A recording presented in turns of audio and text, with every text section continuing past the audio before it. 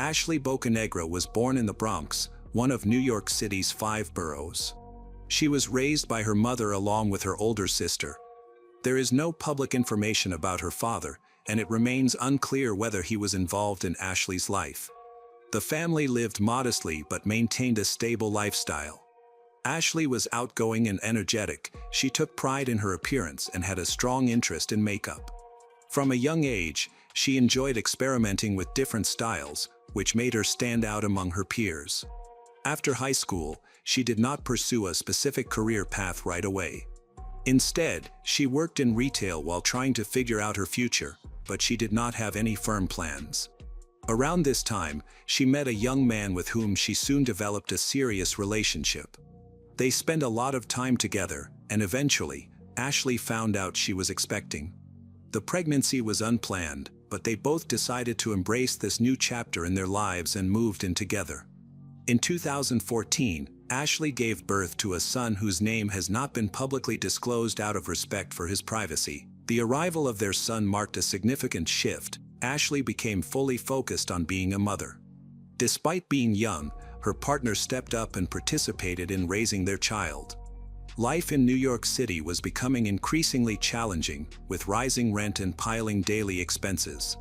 By early 2015, they decided to move to Atlanta, Georgia, a city with more affordable housing and a slower pace of life that was not too far from extended family. This move represented a fresh start for them. They secured an apartment in a residential complex that had security cameras and on-site staff. Visually, the neighborhood appeared safe, and they hoped it would be a place to rebuild their daily lives. Although their romantic relationship eventually came to an end, they continued to live under the same roof for the sake of their son.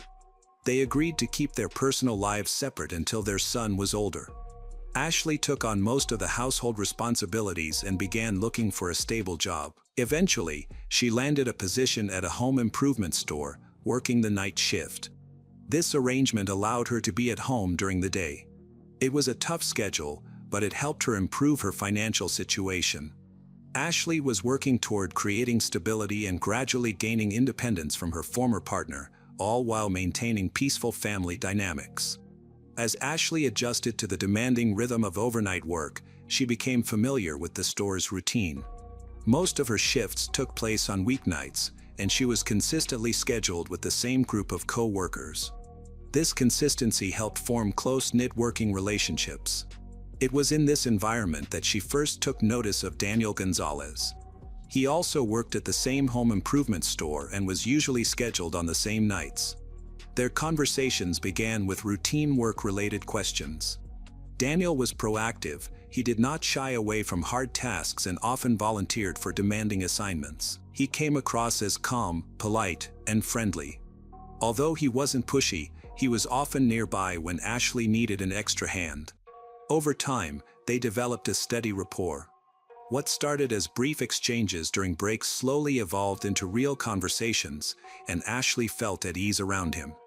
There was no pressure or signs of him pushing boundaries. Daniel earned her trust. He avoided discussing personal matters and never made suggestive remarks, but it was clear he was interested. He asked about her day, showed concern for her well-being, and offered to help even when she had not asked for it. This set him apart from the rest of the crew. With each shift, their connection grew. Eventually, they exchanged numbers and began texting outside of work. Their messages quickly turned into a regular flow of jokes, short chats about everyday life, and occasionally planning to meet before work. Their bond transcended that of mere co-workers, yet there was nothing overtly romantic about it. Everything felt natural. No one was rushing into anything, and neither made any direct moves.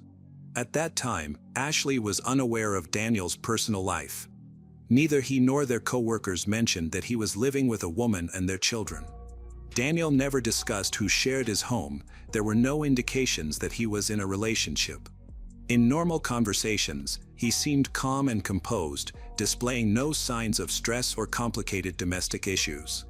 They eventually realized they were neighbors living in the same apartment complex. They discovered this by chance during a conversation about their neighborhood. This made it easy for them to see each other not only at work but also during the day. Sometimes, Daniel would help Ashley carry her groceries, or they would bump into each other in the parking lot, where he would walk her to her building. To Ashley, this felt like a comfortable friendship with a reliable coworker. His proximity and willingness to help were nice perks, making him seem thoughtful.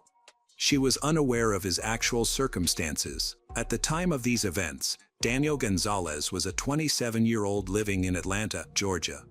He was in a long-term relationship with Antonetta Stevens, a woman of the same age, although they were not legally married. They had been together for over a decade, having known each other since childhood, as their families were longtime friends. Throughout their relationship, they became parents to 2 sons, aged 9 and 6. However, their home life was more complicated than it appeared. Daniel and Antonetta's relationship had become increasingly strained over the years, with arguments happening more often. While most disagreements arose from everyday issues, they frequently escalated into larger conflicts. People close to them described Antonetta as having a quick temper. She could quickly shift from calm to confrontational over minor annoyances. This tendency was noticeable not only to Daniel but also to others in their circle. Daniel seldom discussed his home life with his colleagues. Only a few close friends were aware of his personal struggles, which he kept private. However, the ongoing stress at home began to take a toll on him. His relationship with Antonetta shifted from one of love to a focus on logistics, with conversations revolving around parenting, bills, and household chores. Although they still appeared as a couple to outsiders, their emotional connection was diminishing.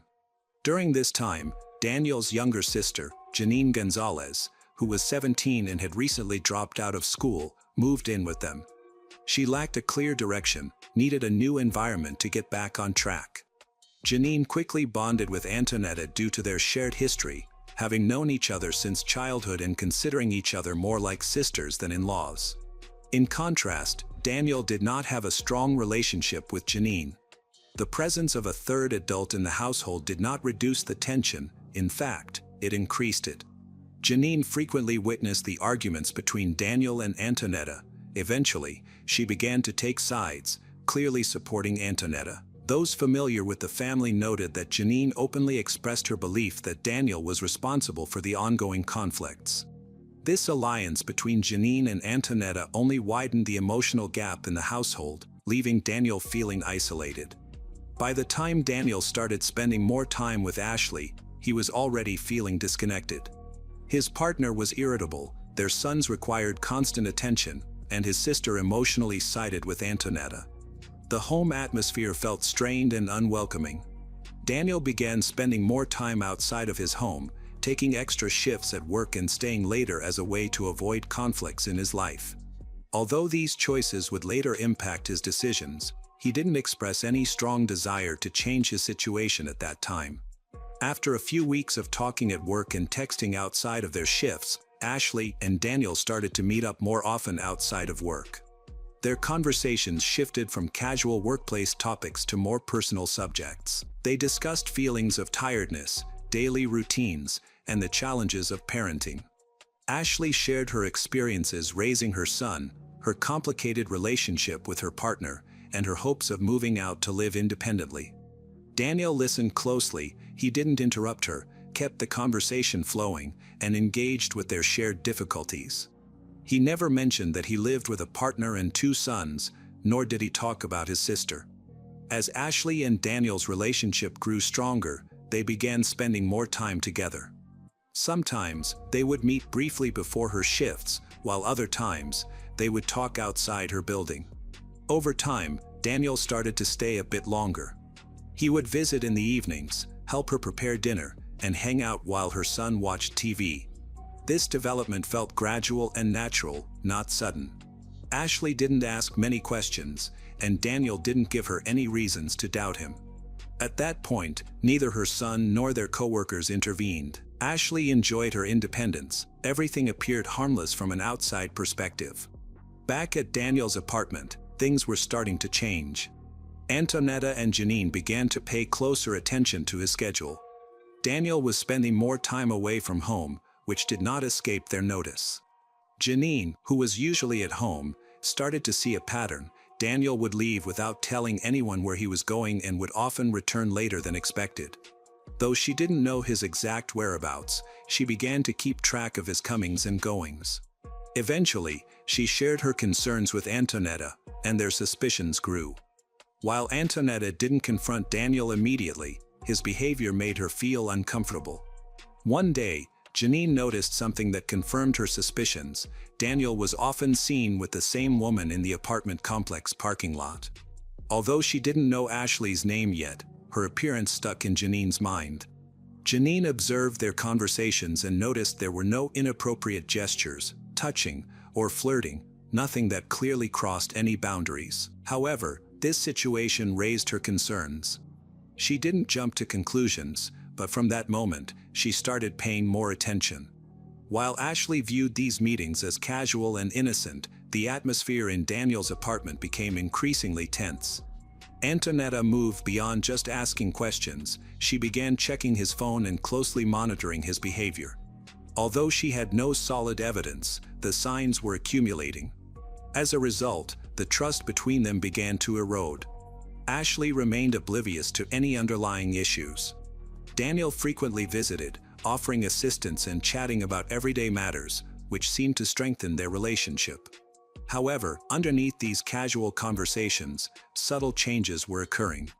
In the summer of 2022, Daniel, Antonetta, their sons, and Janine traveled to Florida for Antonetta's mother's wedding. They planned to spend a week with extended family, blending celebrations with a short vacation. The road trip was long, and they stayed at a relative's house. Despite the happy occasion, tension between Daniel and Antonetta was evident from the start. They argued during the drive over minor issues related to planning, coordination, and exhaustion. Upon arrival, the situation did not improve. Conflicts arose almost every day, and Antonetta's relatives noticed the strain in their relationship. By midweek, disagreements escalated over trivial matters. The tone of their exchanges turned increasingly sharp and irritable. Daniel often ended conversations abruptly, emotionally withdrew, and spent more time absorbed in his phone or stepping outside for solitude. Antonetta observed these changes and tried to remain calm, but her patience was wearing thin. After the wedding ceremony, while most guests were relaxing, a pivotal moment took place. Daniel, feeling tired and having had a few drinks, was outside in the yard talking to Janine. During their conversation, he expressed that he was exhausted from his relationship with Antonetta and didn't see a future with her. He also revealed that there was someone else in his life, without disclosing the name, but indicated it was a coworker. Janine listened attentively, keeping her response neutral, though she was clearly processing the information. This conversation became a turning point. Feeling more loyal to Antonetta than to her own brother, Janine decided to share what she had learned. She informed Antonetta that Daniel had admitted to seeing someone else. To her surprise, Antonetta remained calm. Rather than confronting him right away, she chose to be strategic. Her priority was to identify the other woman. They agreed to keep their suspicions quiet and to closely monitor Daniel's behavior. Janine fully supported this plan, and they made a pact: no actions would be taken until they returned to Atlanta. Antonetta kept a calm, cheerful demeanor around her family for the rest of the trip. Though everything appeared peaceful on the surface, she was quietly strategizing to find out who the woman was. After returning from Florida, the mood in Daniel's apartment shifted. Antonetta and Janine didn't mention the wedding conversation, but they began to execute a plan they had developed in secrecy. Their goal was to find out if Daniel was really involved with a coworker. Instead of asking him directly, they decided to observe his habits and behavior. Since neither Antonetta nor Janine had full-time jobs at that moment, they spent most of their days at home, which allowed them to watch Daniel closely. Janine took note of when he left the apartment, who he interacted with, and how he acted when he returned. They also started checking Daniel's phone whenever it was left unattended or unlocked to look for notifications or messages. A few days after returning, Janine reported seeing Daniel leaving work with a young woman. They were outside, smoking and chatting. Janine noted that while their interaction didn't seem overtly romantic, there was a comfortable rapport between them. She remembered the woman's appearance, and when she described her, Antonetta suspected it might be their neighbor, Ashley. Antonetta recalled seeing Ashley in the complex courtyard occasionally, usually with her son. That evening, they decided to watch for Ashley to see if she would appear again. Over the next few days, Antonetta and Janine took turns watching the apartment entrance and the area surrounding the store to confirm whether it was indeed Ashley with Daniel. Their surveillance eventually paid off. They saw Daniel and Ashley talking and then going their separate ways. With this confirmation, they moved forward and took action. Antonetta proposed using Daniel's phone while he slept to message Ashley and lure her into a meeting, setting up a direct confrontation. Janine agreed with the plan. They now had a clear objective. It was no longer just about revealing the truth, it had turned personal. They wanted revenge. The next morning, after finishing a night shift, Daniel came home and went to sleep as usual, briefly chatting with Antonetta before heading to the bedroom. Once he was asleep, she quietly entered the room, took his phone, and brought it to Janine. Together, they started scrolling through his messages. It didn't take long to find what they were looking for. In his chat with Ashley, they found personal messages filled with emotional significance, mentions of past meetings, and small details that confirmed the two were in constant contact. That was all the confirmation they needed to move on to the next step. Antonetta used Daniel's phone to send a text to Ashley. She explained that Daniel had an argument at home, was kicked out, and wanted to meet. Ashley responded quickly, asking for his location and how to find him. Their conversation seemed typical for two people who know each other well, so Ashley was unaware that she was not actually communicating with Daniel. Antonetta kept the tone light and casual to prevent any suspicion. After exchanging a few more messages, Antonetta proposed they meet in the courtyard of their apartment complex, a small grassy area between the buildings, and Ashley agreed. After arranging the meetup, Antonetta and Janine started getting ready. They brought Janine's phone to record what would happen. They were unarmed and planned to lure Ashley outside to confront her unexpectedly and escalate things physically. Their intention was not just to have a conversation but to make a statement. They carefully chose the location. It was close enough to nearby buildings for visibility but out of sight from the main entrances. While there were surveillance cameras in common areas, they didn't cover this specific spot, offering a sense of privacy within the complex. At that time, Daniel was asleep, completely unaware that his phone was being used. Early in the morning, Antonetta and Janine left the apartment, leaving Daniel and the boys behind. They positioned themselves behind some bushes near a pedestrian path. The area was shaded and slightly away from the building entrances, but still on public property. Visibility was limited, although someone walking by might notice them. They waited. When Ashley texted to say she was on her way, Antonetta made sure the phone was recording and instructed Janine to continue filming no matter what. Minutes later, Ashley walked down the path, completely unaware of the danger that awaited her. As she neared her destination, she scanned the area, hoping to see Daniel. Suddenly, Antonetta and Janine emerged from their hiding place. Antonetta approached Ashley and loudly claimed that Ashley stopped texting Daniel. Before Ashley could reply, Antonetta attacked her. Ashley did not fight back. Instead, she tried to defend herself by covering her face with her hands and begging Antonetta to stop. Despite her pleas, Antonetta continued to hit her. Eventually, Antonetta knocked Ashley to the ground and continued to assault her with her fists and feet. At one point, she grabbed Ashley's hair and slammed her head against the pavement. Janine chose not to intervene and instead stayed on the sidelines, recording the events. Occasionally, she provided commentary, encouraging Antonetta to be more aggressive. At one point, she moved closer to capture a shot of Ashley's face, who was crying and pleading for them to stop. Despite Ashley's distress, the aggression continued. Antonetta yelled accusations, made threats, and claimed she was acting for Daniel. At one moment, she looked directly into the camera and told Janine to keep filming. Some cars drove by, but no one intervened. One vehicle stopped for a moment but then quickly left the scene. The conflict escalated when Antonetta invited Janine to participate. Janine accepted, approached, and delivered a few kicks. Afterward, both of them took Ashley's phone and walked away, with the recording still running until they left the area. Following the attack, Ashley lay on the pavement. Although she was seriously injured, she was conscious. After some time on the ground, she gradually stood up. She was unsteady. Despite the pain, she started walking toward her building. Later, surveillance footage from the apartment complex showed Ashley entering. Her steps were shaky, and her movements were slow. She was holding her side and chest, and her face had visible scrapes. Her breathing seemed labored.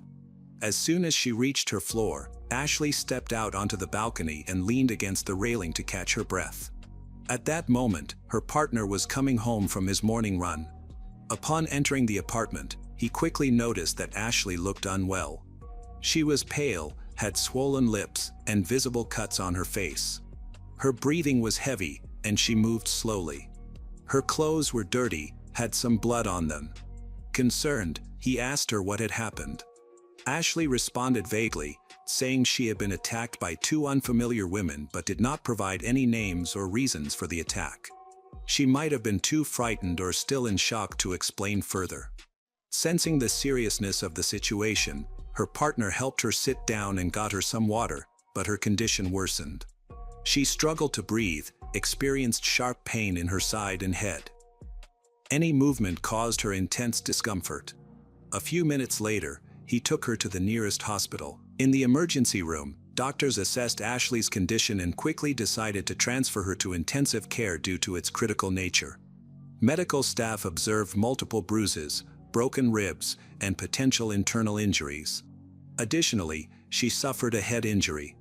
Meanwhile, her partner stayed at the hospital, anxiously awaiting news. Ashley was put on life support and sedated, but her condition worsened. Several hours after the assault, local law enforcement arrived at the apartment complex in response to reports of a possible fight from witnesses. When the officers reached the apartment shared by Antonetta, Daniel, their sons, and Janine, Daniel was not at home. Antonetta answered the door and spoke to the officers in a calm and composed manner. She explained that an uninvited woman had arrived at their door, started an argument, and became physically aggressive. Antonetta stated that she did not know the woman and that it was the woman who initiated the confrontation. She characterized the incident as a mutual fight, mentioning that both had exchanged blows. Antonetta also noted that the woman had been previously harassing her partner at work and had come to their home to continue the harassment. She made it clear that she had not left the apartment before the incident to support her version of events. At this point, the officers had not received a formal complaint from the injured party, did not know the identity of the other person involved, and had no direct evidence of the assault. While Antonetta's account was consistent, it did not match the known facts. Doctors at the first hospital where Ashley was treated had alerted local authorities because of the seriousness of her condition. However, when police arrived at the apartment complex, the medical report was not connected to the attack. Information about Ashley's injuries and her identity came to light later.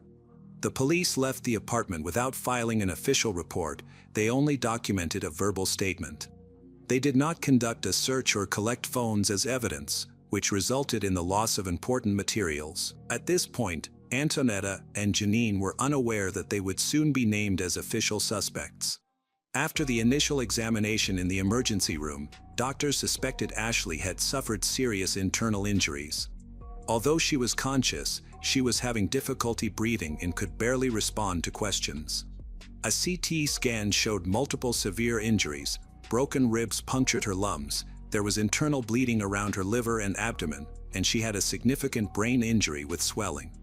Since the hospital lacked the necessary resources for urgent neurosurgery and abdominal procedures, doctors decided to transfer her immediately to a specialized trauma center. Ashley was put on a ventilator and sedated into a medically induced coma. She was airlifted to a hospital in another part of the state, where a team of trauma surgeons and critical care doctors was ready to assist. Upon her arrival, Ashley was taken straight to the operating room. The surgeons worked to stop the internal bleeding and stabilize her vital signs, but the injuries were too severe. Her liver was partially torn, and there was significant bleeding in her abdominal cavity. During the surgery, it became evident that her injuries were not survivable. About an hour after her transfer, Ashley suffered cardiac arrest. Medical teams performed CPR for 30 minutes but could not revive her.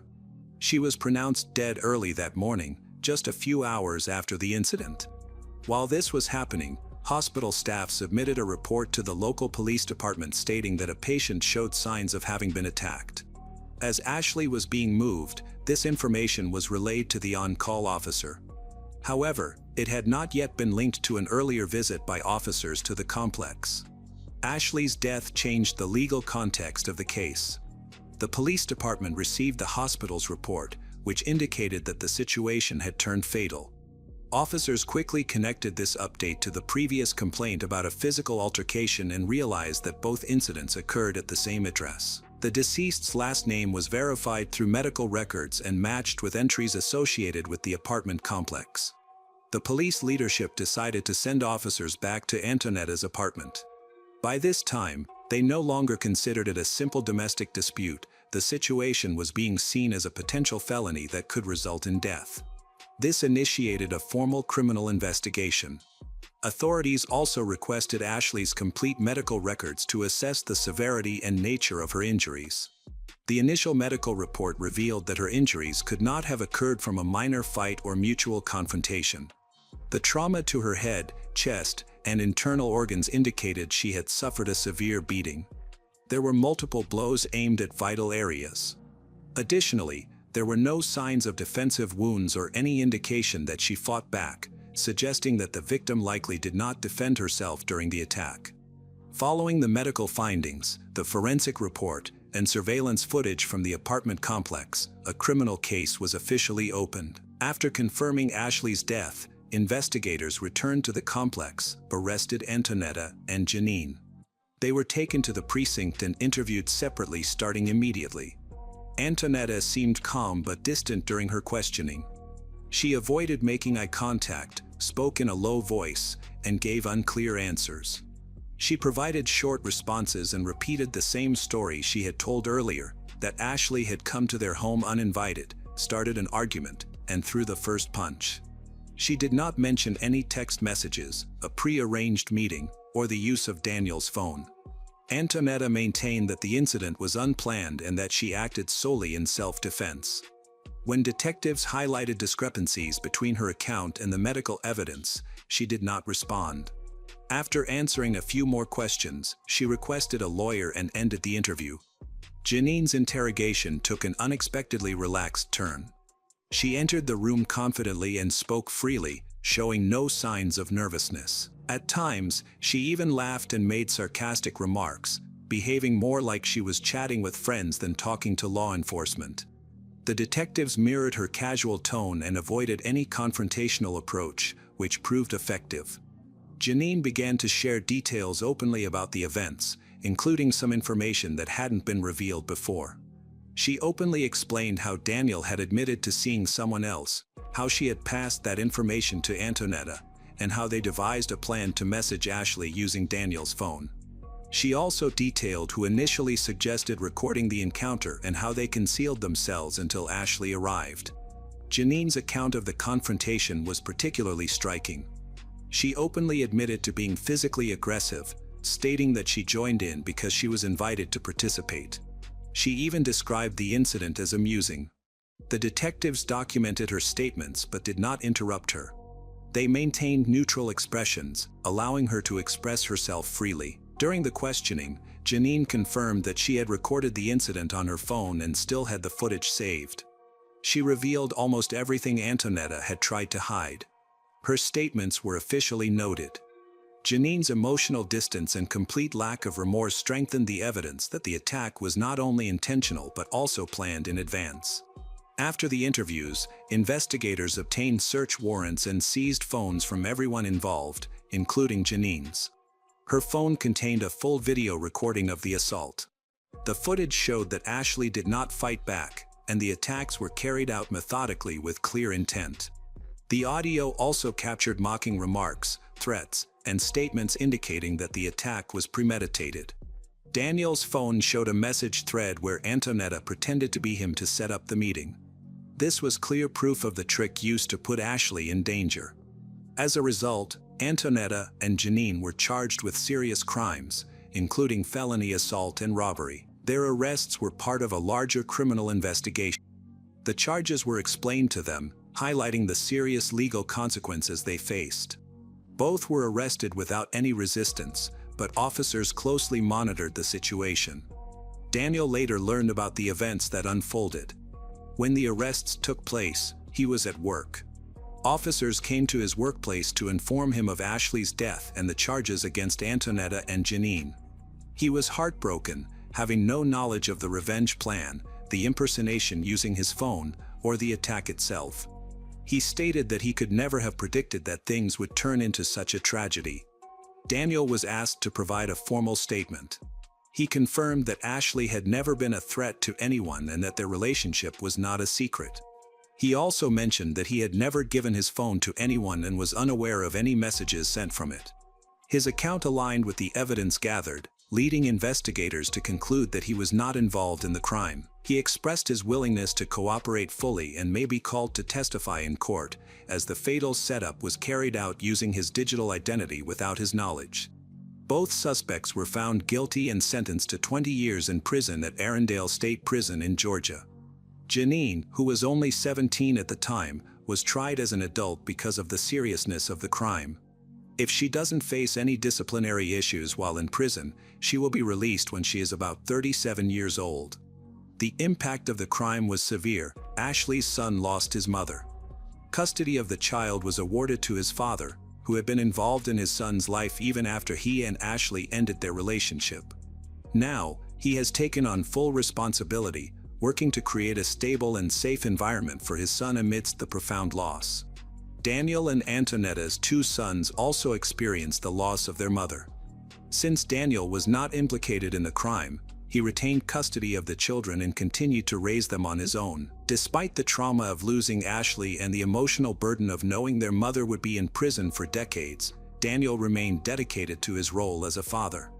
Both families were deeply affected. One child lost his mother, while Daniel's two sons were also left without their mother.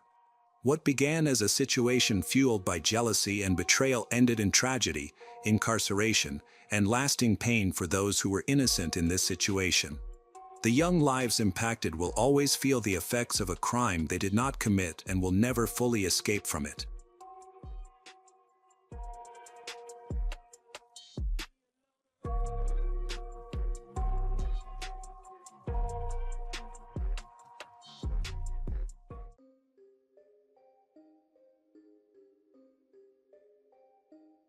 Hi everyone, thanks for returning. Let's unravel another horrible case. The case of Sungnam Kwan Lisowski. Our story today focuses on the Lisowski family. John and his wife Sungnam, along with their two daughters, Victoria and Christine, live in a town called Aurora in the United States. John's job requires frequent international travel, including trips to Korea, as the company's headquarters are in the United States while some factories are located in other countries. During one of these trips to Korea, John met Sungnam Kwan. He quickly fell in love with her and asked her out. After several dates, they decided to get married. They married in 1983 and moved to the United States. Their first daughter, Victoria, was born in 1988, followed by Christine a few years later. Although the family seemed perfect, some people found Sungnam too strict with the children. For a long time, John reassured himself that the strict nature of Asian parenting was normal, attributing it to his wife's cultural background. However, as tensions mounted, he began to realize that something was wrong. Sungnam's expectations of the children were too high, too strict, and sometimes even harsh. John's displeasure did not affect Sungnam much. She continued to impose more rules and insisted on their strict enforcement. Notably, the children were forbidden to discuss their family with anyone outside, even their friends. Meanwhile, Victoria and Christine socialized with friends and occasionally visited their homes. During these visits, they found that their friends' parents treated them much more kindly and warmly than the constant criticism they faced at home. While their friends' mothers would bake with them on the weekends, Victoria and Christine's mother decided on their interests without ever consulting them. Every weekend, she woke Victoria and Christine up at 6 a.m. and forced them to practice the piano, scolding them even if they made the slightest mistake. If they messed up, she would hit their hands. Victoria and Christine were never praised. Even if they played perfectly, there was no encouragement. Eventually, Sung Nam had to use a wooden stick to discipline them. If they relaxed for a moment or hunched over, they would be beaten by her. John disagreed with this method of education. However, Sung Nam achieved results. Victoria and Christine quickly mastered the piano, began to participate in competitions, and even won awards. However, deep down, they did not find joy in their achievements. Sung Nam convinced John that her goal was to raise gifted children and that this harsh approach was necessary. Sung Nam had a hot temper and would quickly lose control, leading to dangerous behavior. This created a tense atmosphere in the family, where even John felt uncomfortable around her. Sung Nam firmly established her dominance in the family and made all the decisions. She often intervened in conflicts, even when she was not directly involved, relishing the role of judge. This situation took place during a conflict between Christine and Victoria. The two children were arguing about something trivial. Christine quickly apologized, but Victoria, the older sister, did not accept it. This made Sung Nam unable to bear it. Ignoring Victoria and Christine's feelings, Sung Nam became angry.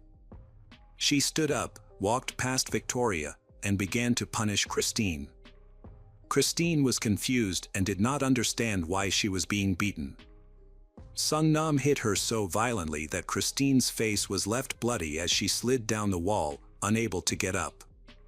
Victoria watched in horror and began to scream an apology, begging her mother to stop.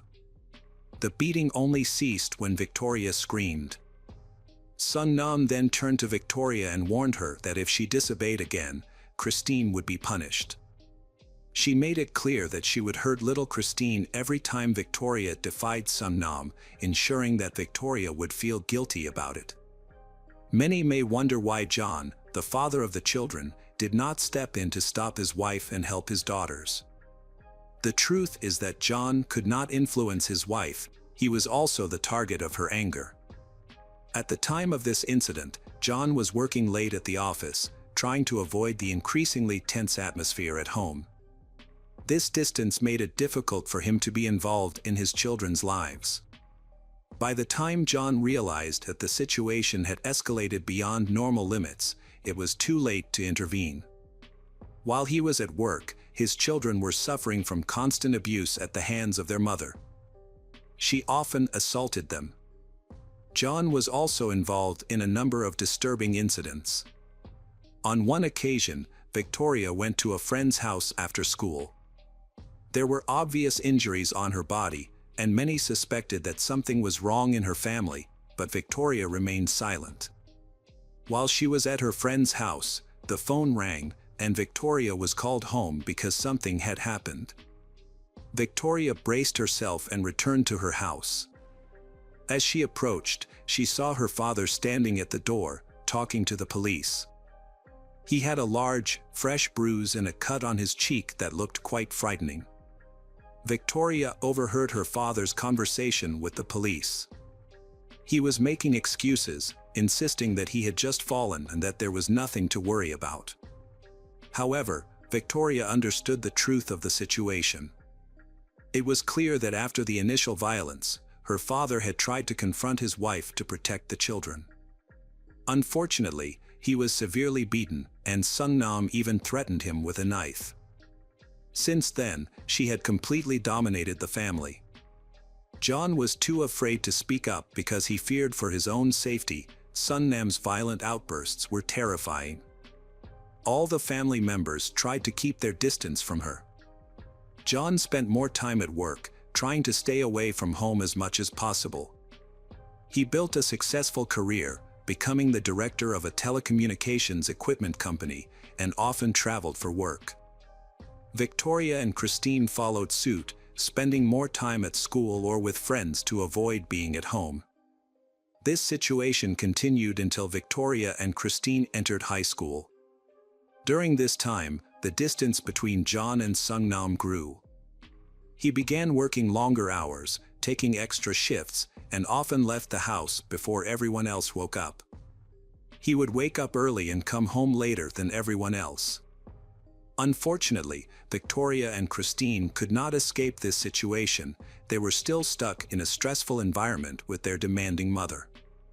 During this time, the cruelty towards Victoria and Christine escalated significantly. One day, an argument broke out between the two sisters. Their mother, Sungnam, intervened by locking her daughters in a stuffy, dark garage. She forced them to sit with their hands raised for hours. When she finally opened the door, she found Victoria and Christine exhausted from the heat, but Sungnam chose not to let them out. Instead, she refused to give them water and simply closed the door again. It was later revealed that she had gone to the store, leaving her children in that miserable situation. Victoria and Christine sat for hours in the sweltering heat, feeling miserable but too afraid to go outside, knowing that it would only make their mother angrier. One day, while driving down the street, she lost control of the car, causing Victoria and Christine to bang on the door from the inside. They were confused by their mother's actions. Passers-by noticed her driving erratically, and when they approached, she claimed that the children were late for the bus, justifying her reckless speed. Witnesses described her as unstable, with wild eyes. In addition, Sungnam flaunted her wealth to make those around her jealous, even though she did not work. All her spending was done with John's money and credit. Sungnam lost control of her finances to the point that John's steady salary was no longer sufficient.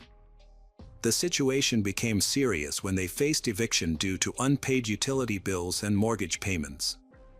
Despite this threat, Sungnam had no intention of stopping her spending habits. She continued to buy expensive items and frequented the city's posh clubs.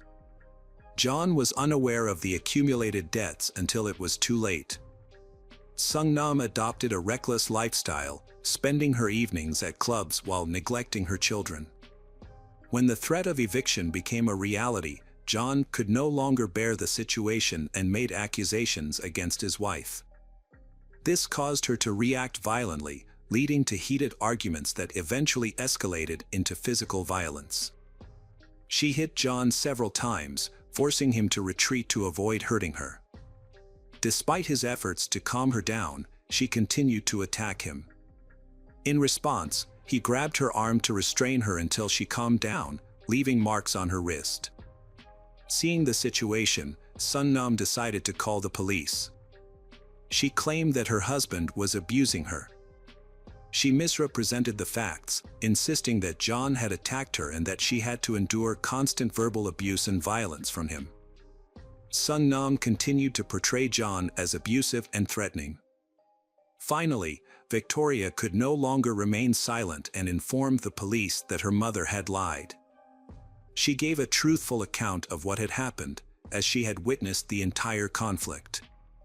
Victoria explained that her mother had thrown the first punch, and even when John tried to calm her down, Sungnam continued to act aggressively and threateningly. Faced with these conflicting stories, the police could only leave, suggesting that the family resolve the matter themselves. After the incident, nothing changed. Sungnam continued to spend the money her husband earned. When John found out about this, he was furious and decided to confront her over the phone. Before the call, he had blocked her access to their accounts. During the conversation, Sungnam lied and argued. He did not realize the potential consequences of his actions.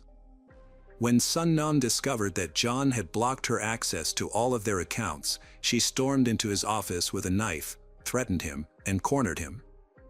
Faced with the threat of violence and with his children witnessing the chaos, John felt compelled to unlock the card. After this incident, John threw himself into work, taking more business trips to avoid his wife. To manage the expenses for the children and household bills, he was often away from home. In the fall of 2002, John went on a short business trip to China. During this trip, he met another woman and fell in love with her. John began looking for every opportunity to return to China to be with her and intended to divorce Sung Nam. On September 5, 2002, he emailed Sung Nam to inform her that he wanted a divorce.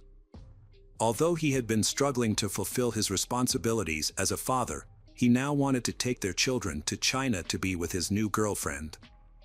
He had a clear advantage over Sung Nam in that he had a stable income, while she did not. As a result, the ideal life she had tried to portray began to crumble. Sung Nam called John to discuss their personal problems. She was furious after receiving his message, and the news of his decision to divorce shocked her. He confirmed that he intended to initiate divorce proceedings as soon as he returned from his business trip. Sung Nam angrily threw the phone at Victoria, saying that their father wanted to take her and her sister to China. Victoria remained calm, picked up the phone, and told her father that this was a great plan, as living with their mother was unbearable. She expressed her eagerness to leave home and waited for her father to return. Sung Nam was acutely aware of the difficult situation around her. During the Christmas holiday of 2002, John returned from a business trip. At that time, Victoria was 14 years old, and her sister Christine was 12. John was 46 years old, and Sung Nam was 41. While everything seemed to be falling apart, Sung Nam noticed that everyone else was in a good mood. Despite being very angry, Sung Nam did not create any conflicts, which made Victoria and Christine feel uneasy. On the contrary, John appreciated the quiet atmosphere. When John returned from China, Sung Nam had completely changed. She prepared gifts for the whole family, dressed neatly, and decorated the house. She began serving drinks, creating a pleasant atmosphere. Sung Nam placed glasses for everyone and then stepped away to continue washing dishes. Victoria and Christine noticed something white at the bottom of their drinks but did not have time to warn their father before he finished drinking. Realizing that something was wrong, Victoria and Christine pretended to drink but secretly discarded their drinks. When Sung Nam left the room, they noticed that John seemed sluggish after drinking.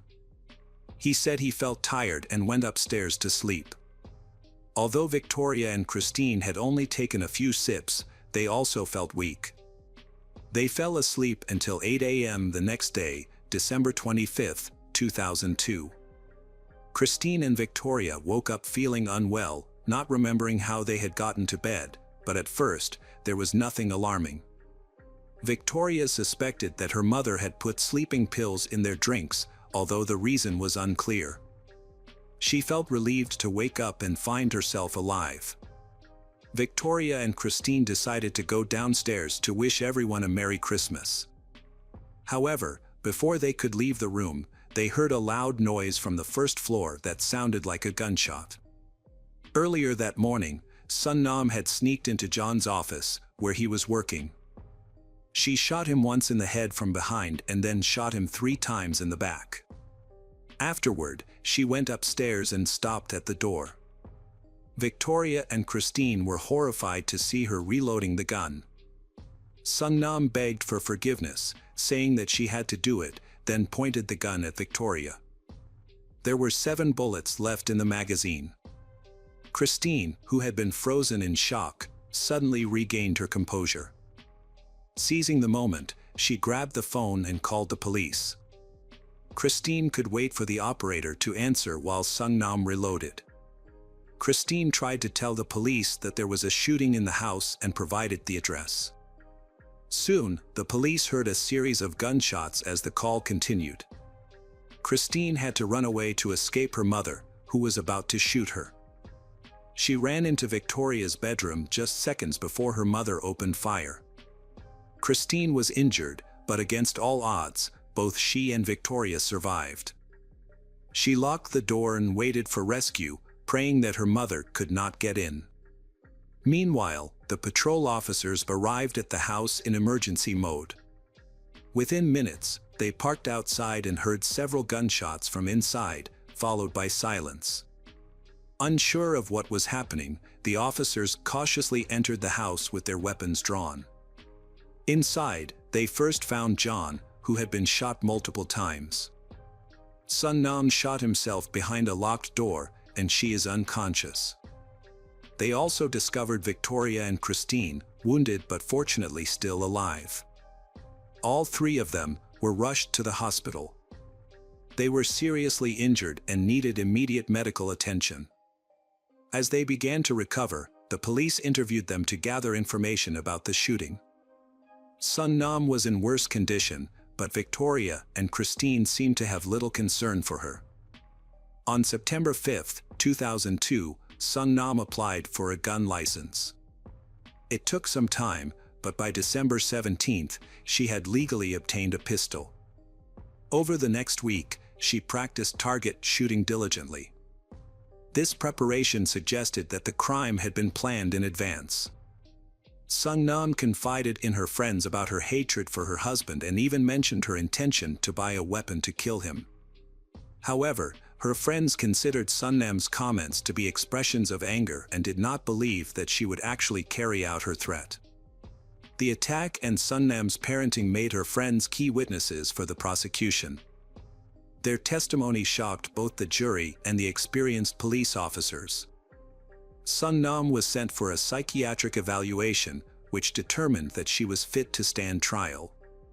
The prosecution argued that Sun Nam had carefully planned the murder and attempted to kill her entire family, proving that she had intent and was of sound mind.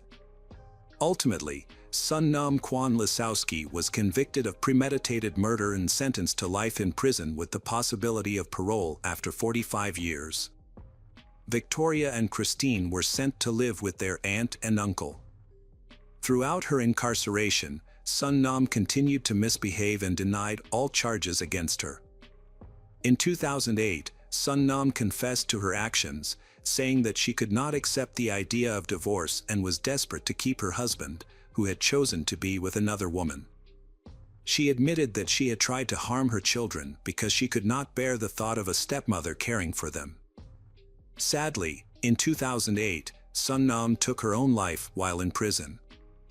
Victoria and Christine wrote to her, hoping for a future reunion, but that day never came.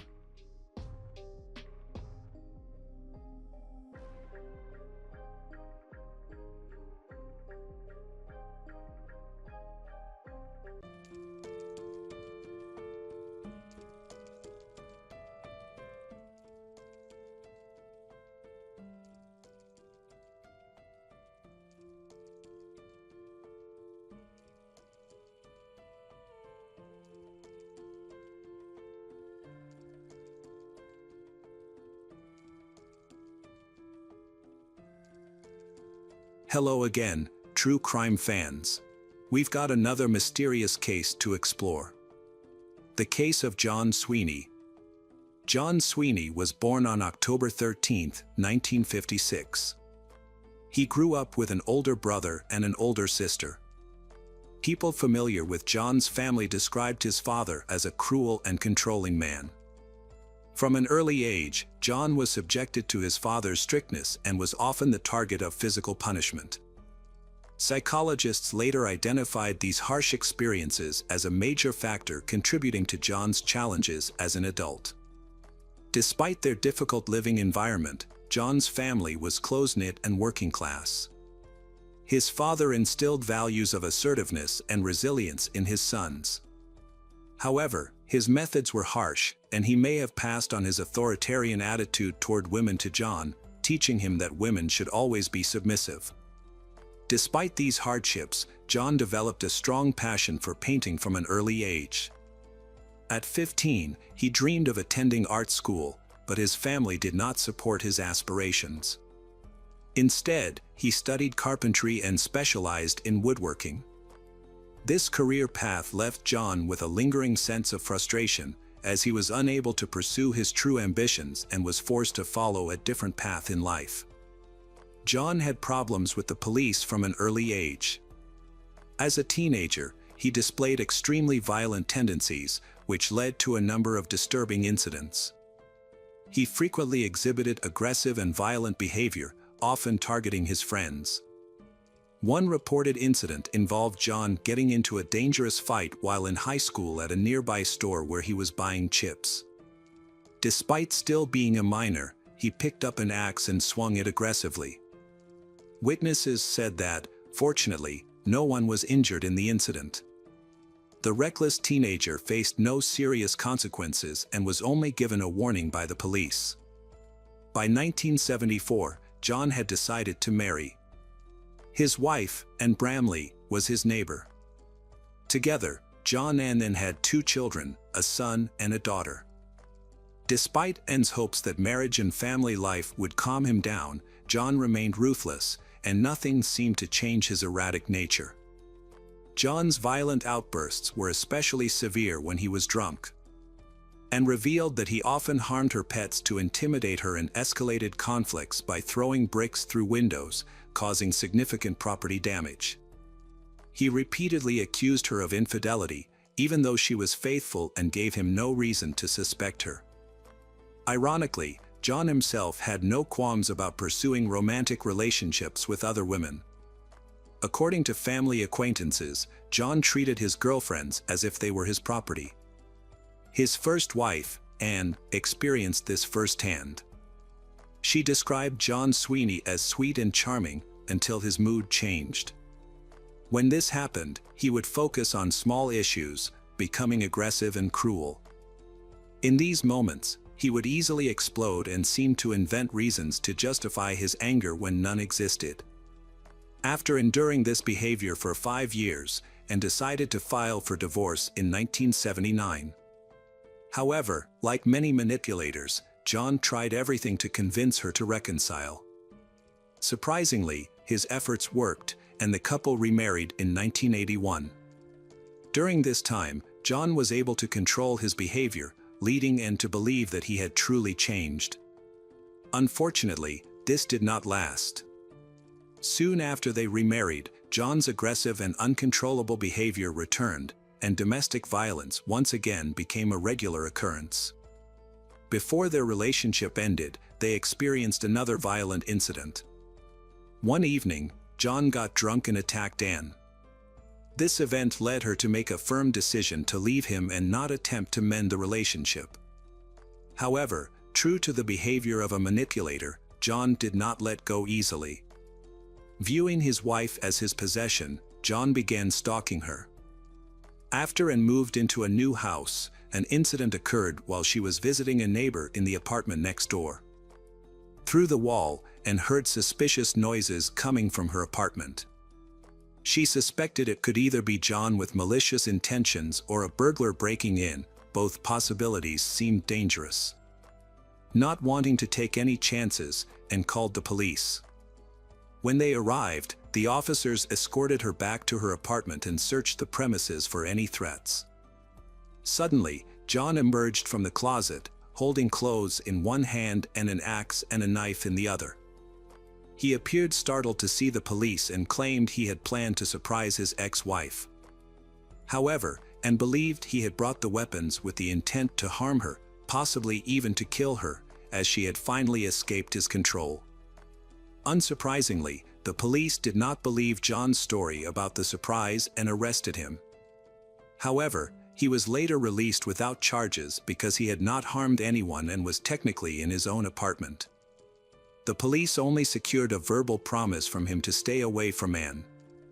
After the divorce was finalized, Anne left with her children, moved away, and went into hiding to escape her dangerous ex-husband.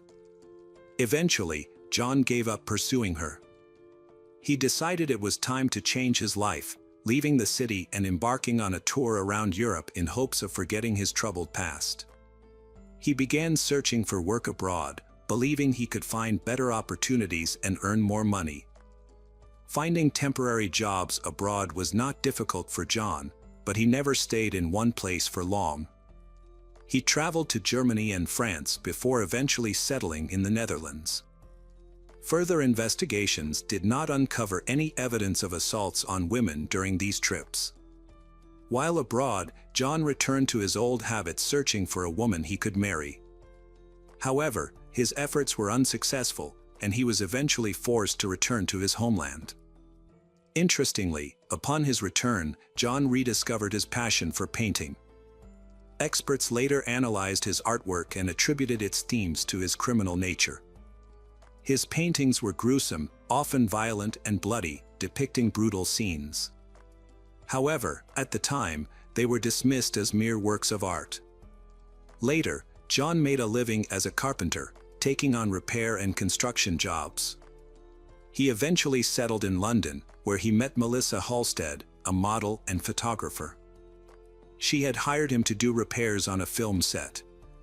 Melissa was an incredibly beautiful woman, and John seemed to take an immediate interest in her. Originally from Ohio, USA, Melissa had moved to another country in Europe, where she felt lonely and had few social connections. She was unaware of John's violent past. John quickly regained his charm, and after visiting her on set a few times, he suggested they meet. This marked the beginning of their romantic relationship. At first, Melissa described their relationship as warm and loving, reflecting John's manipulative behavior. Over time, they began living together. Less than a year later, John attacked her for the first time.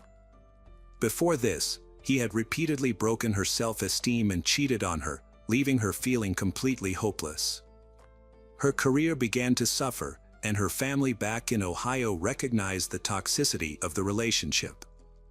Both her mother and sister urged Melissa to leave John as soon as possible. About a year after they met, Melissa's sister visited her in England. While staying at Melissa and John's apartment, she discovered banned substance and some disturbing artwork that John had created. She was shocked by what she saw. Before leaving, Melissa's sister begged her to end the relationship immediately. Despite this, Melissa chose to stay with John. In 1987, John committed his first violent attack on Melissa, which led to legal trouble. He was cautioned twice for his violent behavior. On one occasion, John threw a chair at Melissa, injuring both her legs. On another occasion, he punched her in the face. However, both times he only received verbal warnings and small fines. At the time, British authorities had a lenient attitude towards domestic violence. In the summer of 1988, John decided to move to Austria, and Melissa went with him. Initially, the move seemed to benefit their relationship. They reconnected and experienced a period without violence. During this time, things went well. They both made good money, and Melissa's modeling career began to take off again. She traveled frequently for work, and they could now afford to rent an apartment in central Vienna. However, their relationship soon fell apart. One evening, John's violent nature resurfaced, and he attacked Melissa with a hammer. She was taken to the hospital with a fractured skull. It seems that John harbored resentment towards her and became increasingly obsessed with his art. Psychologists later analyzed his artwork and concluded that it reflected his inner turmoil and violent worldview. Unfortunately, at the time these drawings appeared, no one paid much attention to John or recognized the warning signs. The haunting images clearly showed his desire to kill. While John was in prison, Melissa was recovering from the attack. Despite everything, she no longer resented John and even began to miss him. In February 1989, she appealed to the Austrian legal system, asking the court to pardon John. Under Austrian law, she had the right to do so. Her appeal was successful. Melissa withdrew her statement about the attack, and John was released after serving only 6 months. However, the police ordered John to leave Austria. Despite this, Melissa chose to follow him. They settled in Amsterdam together. In Amsterdam, John and Melissa rented an apartment in the city center, worked, and used a rental car. Their home was located near the train station. In November 1989, Melissa called her family. Since no one was home, she left a voicemail wishing her loved ones well, expressing her love, and saying that she hoped to see them again soon. After the call, she went on a business trip. In the following months, her family tried to contact her, but they were unable to reach her.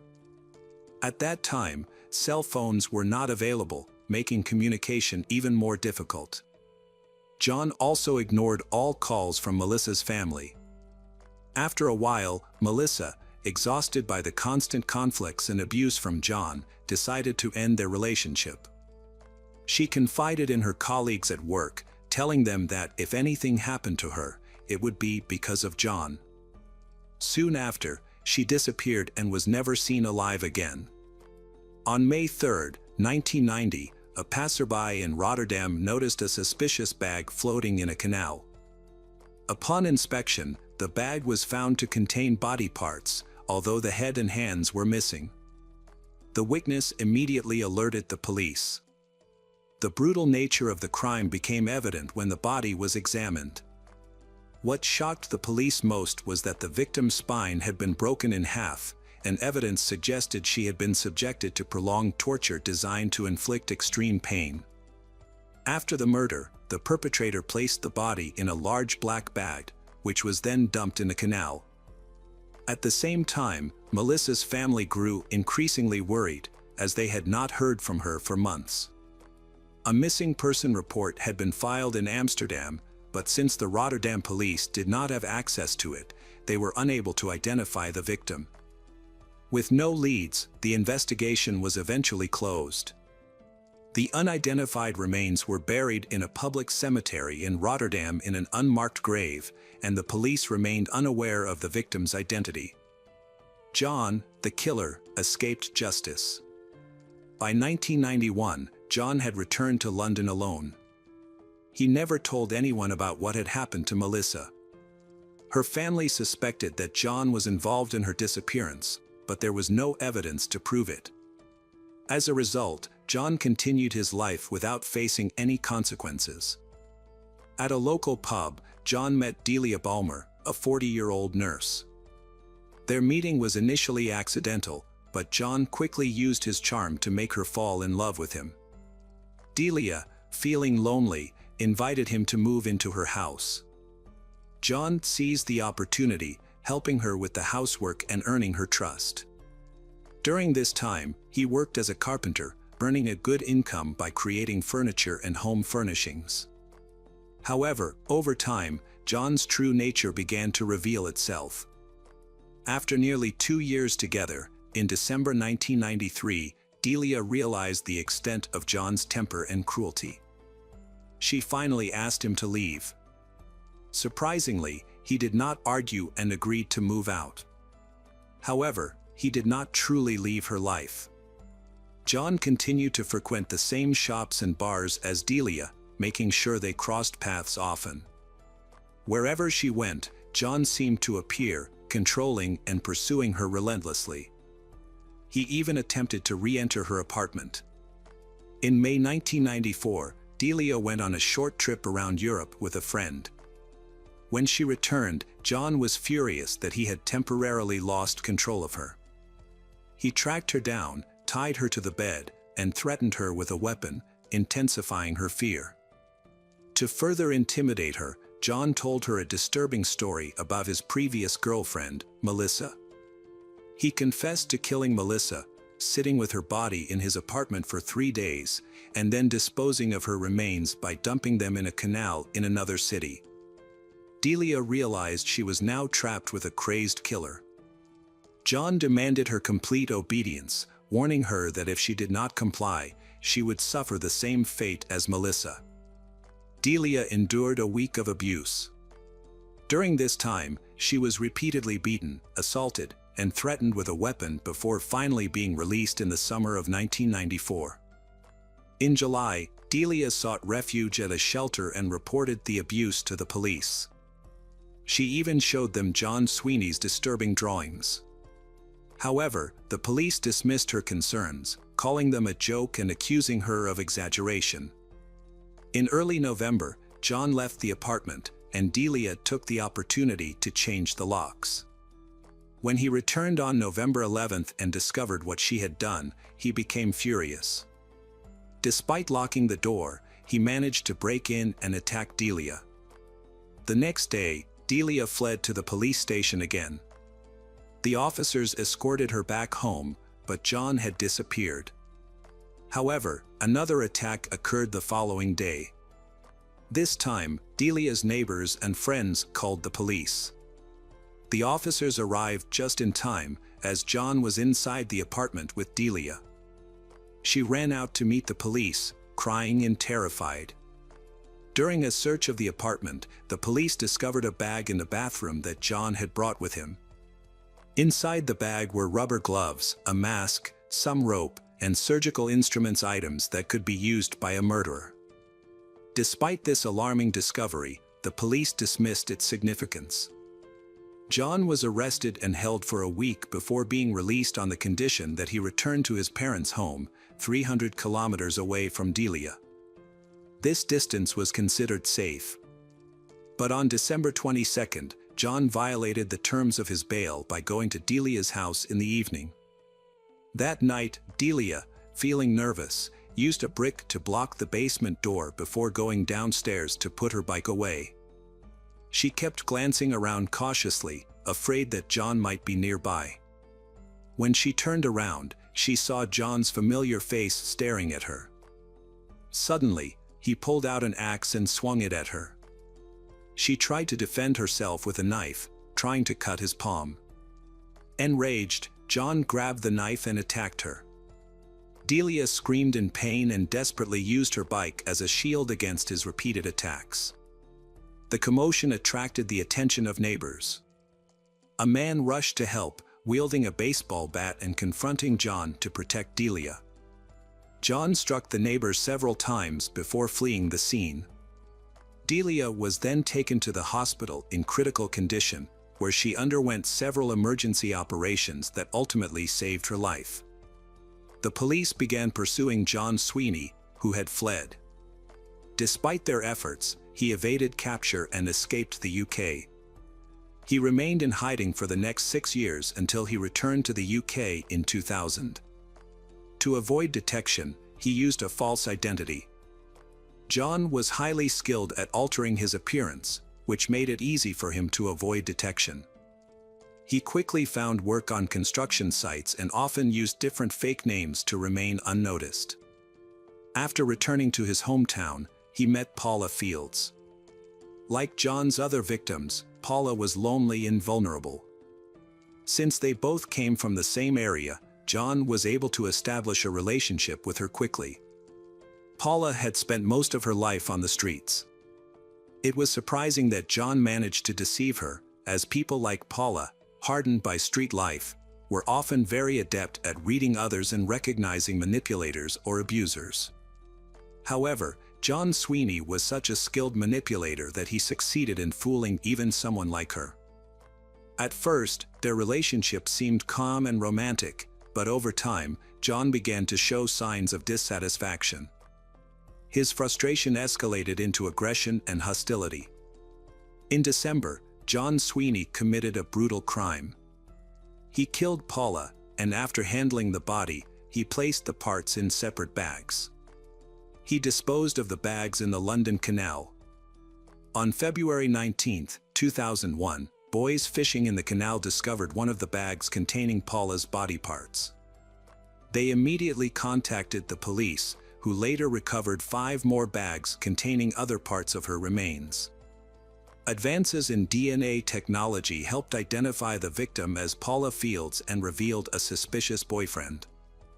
At the time, John was using an alias. However, further investigation by the police uncovered that her boyfriend's real name was John Sweeney. He was also linked to the murder of Melissa Halstead and was wanted for an attack on Delia Balmer. John became one of Britain's most wanted men. The police eventually tracked John down at a construction site in central London, where he was working. A specialist armed team was deployed to arrest him, as he was known to carry weapons. When apprehended, John did not resist, likely overwhelmed by the presence of heavily armed officers. A subsequent search of his flat uncovered over 300 gruesome works of art and poetry. Some of these artworks contained references to Paula and other victims. John Sweeney was later convicted of the attempted murder of Delia Balmer. On March 5, 2002, he was sentenced to life in prison, with the possibility of parole after only 9 years. With good behavior, he could have been released even earlier. Delia was deeply unhappy with this outcome. As the police continued to investigate Paula Fields' death, they faced numerous challenges. It took another 6 years. In 2008, they were finally able to match DNA from an unidentified victim found in a Rotterdam canal to Melissa Halstead. This discovery linked John Sweeney to another murder. Delia's testimony, which included his confession, along with the presence of his DNA on Melissa's remains, played a key role in connecting him to this brutal crime. Melissa's murder had taken place more than 20 years earlier. Her family finally learned the truth and sought justice. Despite the evidentiary challenges, the police decided to use John's artwork as admissible evidence. Several of his drawings referenced Melissa's death long before her body was identified. One drawing even depicted a headstone bearing her name, details that only the killer could have known. Nearly 21 years after Melissa's death and 6 years after Paula's murder, the trial for these cases was held on April 4, 2011. John Sweeney was convicted of murder and sentenced to 2 life sentences without the possibility of parole. This ensures that John will spend the rest of his life in prison.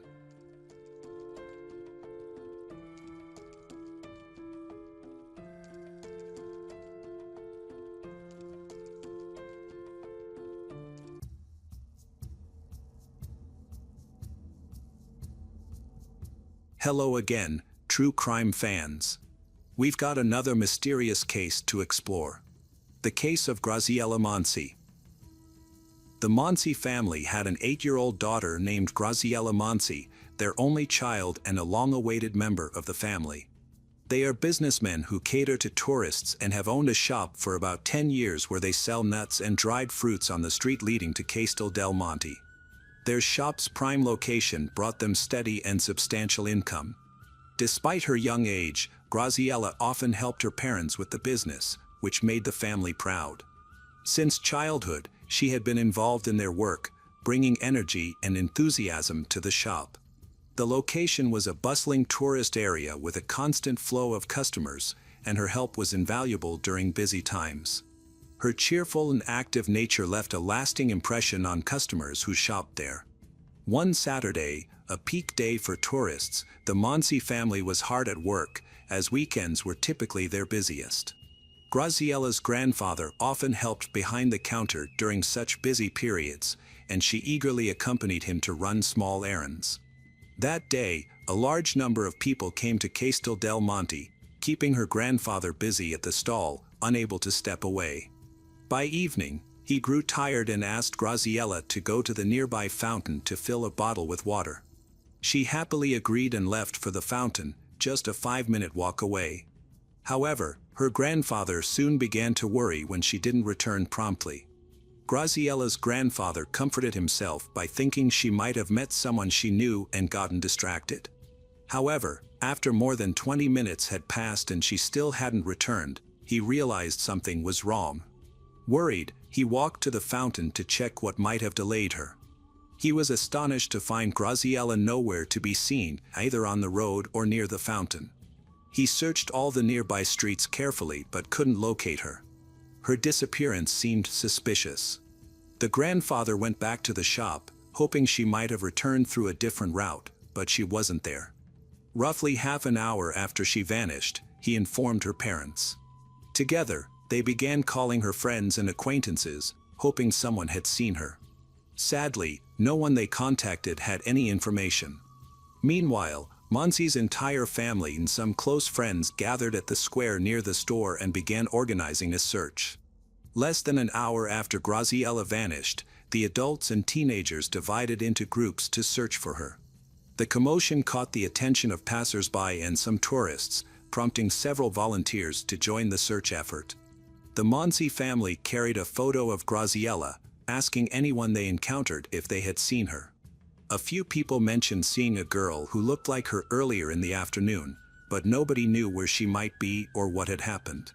The area was typically peaceful and quiet, making it hard to imagine someone attacking a girl in such a bustling location. After searching unsuccessfully for a few hours, the Monsi family reported Graziella missing at the local police station. The police acted quickly, and soon, the Carabinieri were involved in the search. Later, a witness approached an officer with a disturbing claim. He had heard a child's panicked cry coming from the wooded area near Castel del Monte. 2 police officers immediately went to investigate the location. When they arrived at the forest, they saw smoke rising from a fire. At first, they didn't think it was connected to Graziella's disappearance, but they decided to investigate to better understand the situation. Suspecting it might be a forest fire, they approached cautiously. As they got closer, about 10 meters away, they were hit by a distinct and horrifying smell: burnt flesh. Soon, the officers discovered a fire pit in the woods. In the flames, there were dry leaves burning, and underneath was what looked like a human body. To their horror, the body was child-sized, and the clothing matched the description of the dress Graziella had been wearing that day. The police immediately suspected the remains were hers. The fire had completely consumed her body, and she was found deceased. The area was thoroughly searched, but apart from fragments of Graziella's clothing in a lighter, likely used to start the fire, no other evidence was found to identify the perpetrator. Investigators decided to conduct a more thorough investigation of the area and aimed to collect surveillance footage from nearby cameras. A forensic expert later confirmed the grim discovery: the body was indeed Graziella's. An autopsy revealed that she had been deliberately murdered and burned. News of the incident spread quickly, making headlines the next day. Journalists flocked to Graziella's family, seeking comments on the tragic murder. When her relatives learned the full details of what had happened, they were in utter disbelief. They could not comprehend such a cruel and monstrous act. The entire community was deeply shaken. The media heightened public fear by extensively reporting on the horrific crime near the famous castle. This caused a sharp decline in tourist visits to the town, as people began to view the area as unsafe. The town's reputation as a popular destination suffered greatly, dealing a heavy blow to Andria's tourism industry. People are facing the tragedy and its lasting consequences. Meanwhile, investigators acted swiftly to find the perpetrator. From the very beginning, the police were determined to solve the case. Their primary theory was that a predator had enticed Graziella to leave the bustling tourist area and go to a more secluded location. There, he assaulted her and tried to cover up all evidence of the crime. Authorities initially believed that the attacker was likely an older, calculated, and experienced man.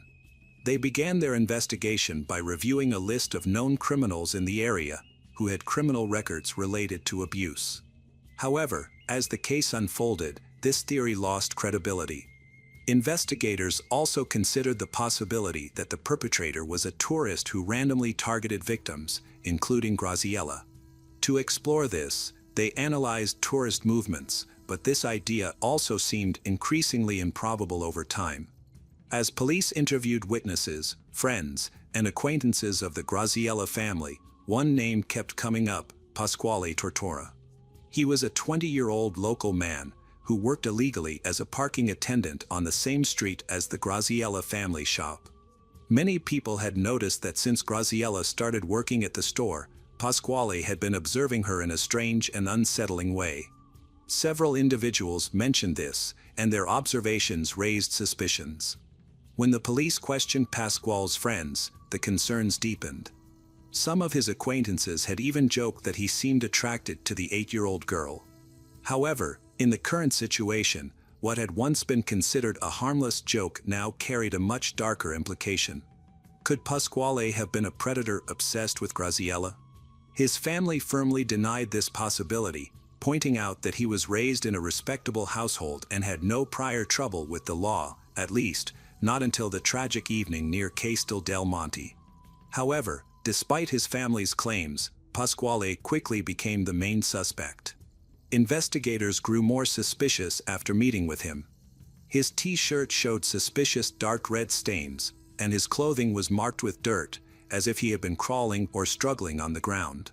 Additionally, his face bore small but clear scratches, resembling marks left by tiny hands in a desperate struggle. Pasquale, of course, denied any involvement in the attack on Graziella. However, during questioning by detectives, his testimony became increasingly inconsistent. He kept changing his story, which led investigators to suspect that he was hiding something. After just a few hours at the police station, Pasquale began to crumble under pressure. He then made a cold remark, stating that he found Graziella very beautiful, even though she was only 8 years old. Initially, he claimed that while walking in the woods, he stumbled upon Graziella's lifeless body already on fire. Frightened, he said he ran away, and the police showed up later. Later, he altered his story. He said he had seen Graziella heading to the fountain to fetch water. Since she knew him and trusted him, she wasn't afraid when he approached her. He emphasized that he had always acted calmly around her up to that point. Pasquale then mentioned that a dog had recently given birth to puppies in the nearby forest and claimed he had offered to show them to Graziella. This seemingly harmless excuse was the moment investigators grasped the horrifying reality of what had taken place. After breaking down completely, Pasquale confessed to his actions. He admitted to luring Graziella into the forest and, after committing the crime, setting her on fire to destroy any evidence. However, he denied intending to abuse her. Instead, he claimed his actions were part of a so-called Cato game, which had escalated beyond his control. The media quickly sensationalized the story, amplifying it with rumors and disturbing details. This overwhelming wave of coverage fueled public confusion. The true motive behind the murder remained unclear, as Pasquale's testimony was riddled with contradictions, leaving many questions unanswered. The police uncovered several inconsistencies in his account. His timeline didn't add up, and his explanations lacked credibility. One fact, however, was undeniable: the fire began around 10 p.m., but Graziella had already been missing for nearly 3 hours. So, what happened during that time frame? Later, Pasquale disclosed a chilling detail: he lit the fire after hearing people nearby in the forest. Believing they were searching for Graziella, he panicked and acted out of fear. However, the most horrifying discovery came from forensic experts. They concluded that she was still alive when the fire was set. Investigators continued to intensify their questioning of Pasquale. A troubling question emerged: how had he managed to commit such a horrific act while escaping with only minor injuries? Could he truly have acted alone? This led authorities to consider the possibility of an accomplice or even multiple accomplices, turning the focus of the investigation in a new direction. The police decided to interrogate Pasquale again. Eventually, he agreed to cooperate, admitting that fear had previously stopped him from revealing the entire truth. In his revised statement, Pasquale claimed that he never intended to harm Graziella himself. Instead, he stated that a group of young men, all aged 18 to 20, had coerced him. Pasquale identified 4 individuals: Michele Zagaria, Giuseppe Di Bari, Domenico Margiotta, and Vincenzo Corritella. He alleged that this group was waiting in the forest. According to him, there was no plan to harm or assault Graziella, but he had lost a bet with them. As a result, they pressured him to lure her into the woods. Pasquale recounted that when Graziella arrived in the forest, the 4 young men attacked her. They stopped her from escaping and forced her into silence. When they heard adults searching for her, they panicked. Fearing legal consequences, they decided to get rid of her. However, they didn't have any fuel to start a fire. Growing desperate, they tried to set her clothes on fire but failed. At one point, Graziella regained consciousness and screamed, prompting them to beat her again until she passed out. They tried to start the fire again, this time covering her body with leaves and using a lighter. The flames finally caught. All 4 young men came from respected families and had no history of violent behavior or serious crimes. Those who knew them described them as calm and well-mannered. Only one of them had a criminal record for a minor theft. Despite Pasquale's testimony, the idea that these 4 young men had decided to burn Graziella alive seemed unimaginable. However, once Pasquale provided their names, the police swiftly arrested them. News of their arrest shocked Italy, with the media covering every detail and fueling public outrage. From the beginning, the 4 suspects denied any involvement in Graziella's death. They claimed they had no idea why they were under investigation. Still, detectives remained determined to interrogate them until they uncovered the full truth about what happened that night. Unlike Pasquale, there was no physical evidence connecting the 4 men to the crime. When police searched their homes, nothing incriminating was found. They did acknowledge that Pasquale had an unhealthy obsession with Graziella, but they strongly denied having any part in her murder. Despite lengthy interrogations, none of the suspects admitted to any involvement. With no solid evidence against them, they were released but remained under close surveillance as the primary suspects. In a chilling development, the same 4 young men were later seen carrying Graziella's coffin at her funeral. Pasquale revealed that they were crying, appearing to be deeply affected by the loss. While detained, the young men claimed they were devastated because they recognized the young girl, often seeing her in the Monsi family's shop, even though they never spoke to her. The police suspected that their presence at the funeral was not coincidental. Although their connection to Graziella's family was minimal, they might have been burdened by guilt and sought some form of redemption. Alternatively, they might have been attempting to monitor the investigation into their possible involvement in the crime. During the next round of interrogations, the suspects were questioned separately. Vincenzo and Giuseppe claimed they had an alibi, supported by the testimony of young Luda. They stated that they had been at the city's gaming club on the day Graziella disappeared.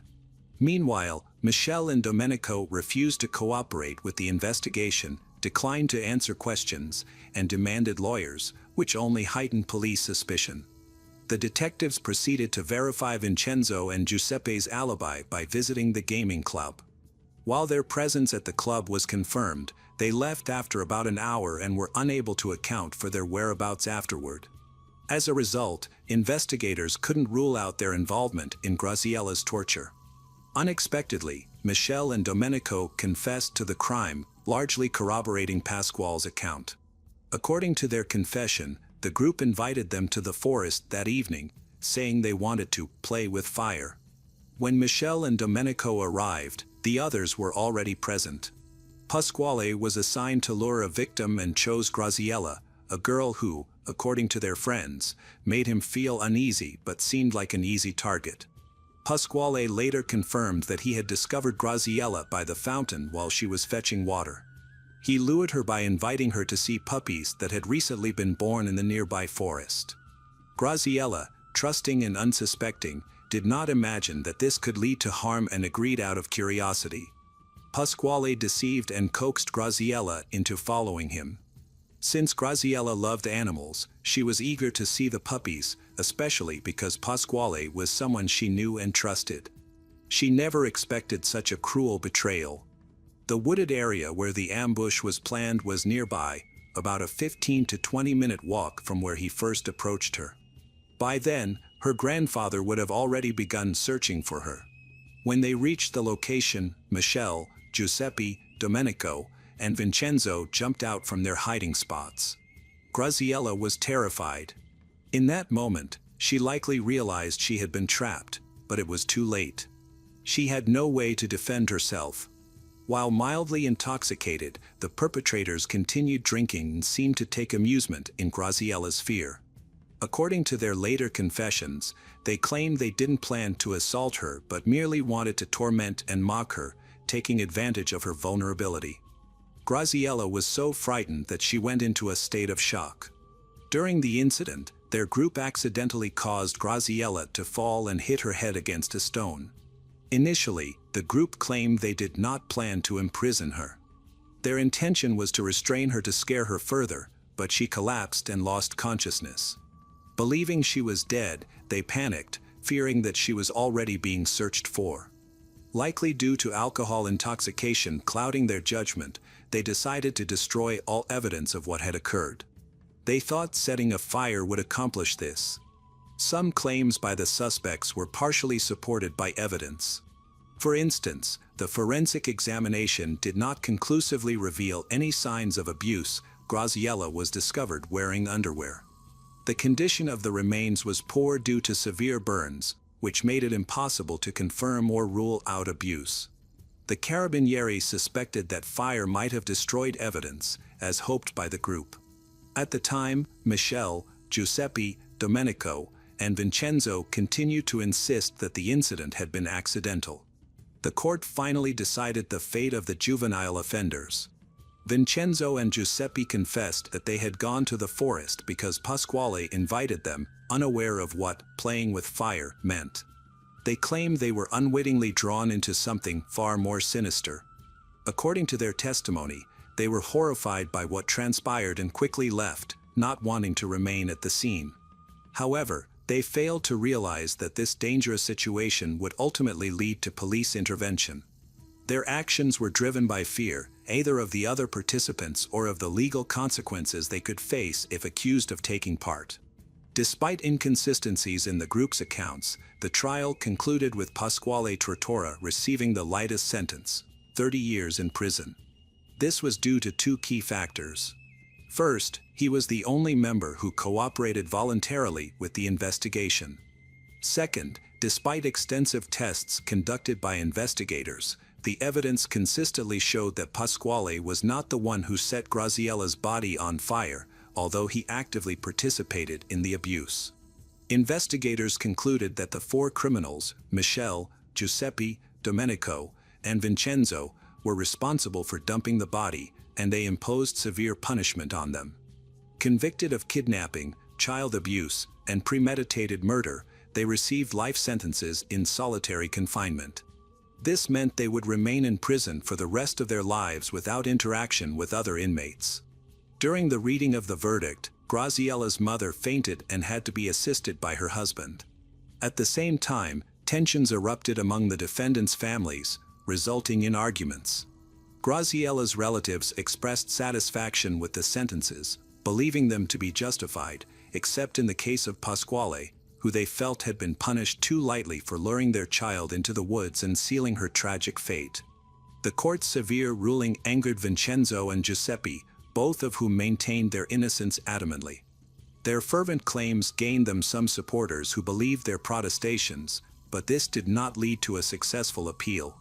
8 years later, Vincenzo Corratella, 27, ended his life, possibly out of despair or guilt over his actions. While in prison, he discreetly brought a rope cord into his cell and used it to end his life. Just days prior, his mother had visited him and continued to firmly believe in his innocence. However, he had already lost hope. On June 19, 2013, Michelle's lawyer requested a retrial, citing alleged judicial errors in opposing the verdict. The court, however, denied the request. Pasquale's mother publicly apologized to the Monsi family for her son's actions, expressing her belief that he should fully face the consequences of his crime.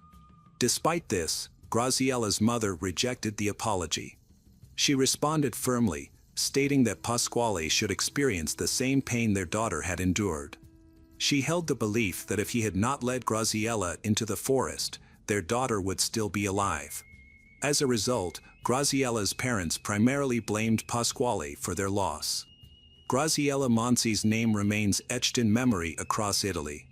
Near Castel del Monte, a small tombstone commemorates her, featuring her name, photograph, and a brief account of her tragically short life. Locals and tourists often leave flowers and toys at the site, though it is most frequently visited by Graziella's close family and friends. 24 years after the tragedy, Pasquale Tortora was released from prison. His original sentence was reduced by 6 years due to good behavior. Now 44 years old, he is attempting to rebuild his life, though it is uncertain whether he will succeed. Among the group involved in the crime, Pasquale was the only one tried through an abbreviated process, which led to a lighter punishment. Following the incident, the boys who were involved severed ties with each other. Their relationships remained fractured, even after Pasquale's release. He has expressed deep regret, stating that not a day passes without him reflecting on the harm he caused to Graziella and her family. Pasquale admits that, if given the chance to turn back time, he would never have committed the crime. Throughout his ordeal, his family provided crucial support, helping him endure that dark period and rebuild his life, a kindness for which he remains deeply grateful. Dasha, Graziella's mother, strongly objected to Pasquale's early release, claiming that it weakened the integrity of the law. She believes that individuals like him remain dangerous to society, are incapable of change, and should not be given second chances. Vincenzo and Giuseppe, both maintaining their innocence, questioned why Pasquale acted as he did.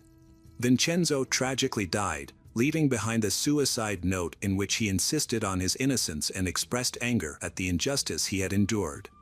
He entrusted evidence to a trusted person to support his claims in the future but lost the will to continue fighting for his freedom. Giuseppe, Domenico, and Michelle remain isolated. Giuseppe continues to proclaim his innocence, spending his days reading the Bible. He has accepted his sentence and is not pursuing an appeal but firmly believes he will eventually be released when his complete lack of involvement in the murder is proven. His lawyer and family share this belief, as did the late Vincenzo. All three insist that Pasquale masterminded the tragedy. They assert that he lured Graziella into the forest, tortured her, and was solely responsible for the crime. Their claims are backed by evidence. Only Pasquale's body showed signs of a struggle, such as scratches inflicted by Graziella. His clothes had dirt and her blood on them, while the others had no such traces. Despite this, Pasquale received the lightest sentence and has been released.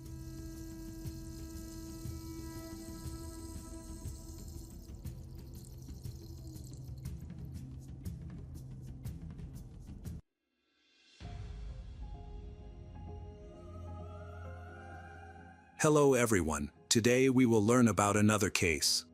The case of Troy LaFerrara. In 1994, in the tiny town of North Pole, Alaska, USA, Miranda was born. She had an older sister named Ashley, and both girls were raised by their mother, Elizabeth, a single parent. From the very beginning, their lives were not easy. At the age of 2, Miranda was diagnosed with congenital hip dysplasia. Because of this, from an early age she began to wear a special corrector so that she could be mobile naturally. It was difficult for her. Miranda was often perceived as an outcast with her mother. Everything was going badly. Elizabeth had problems with work.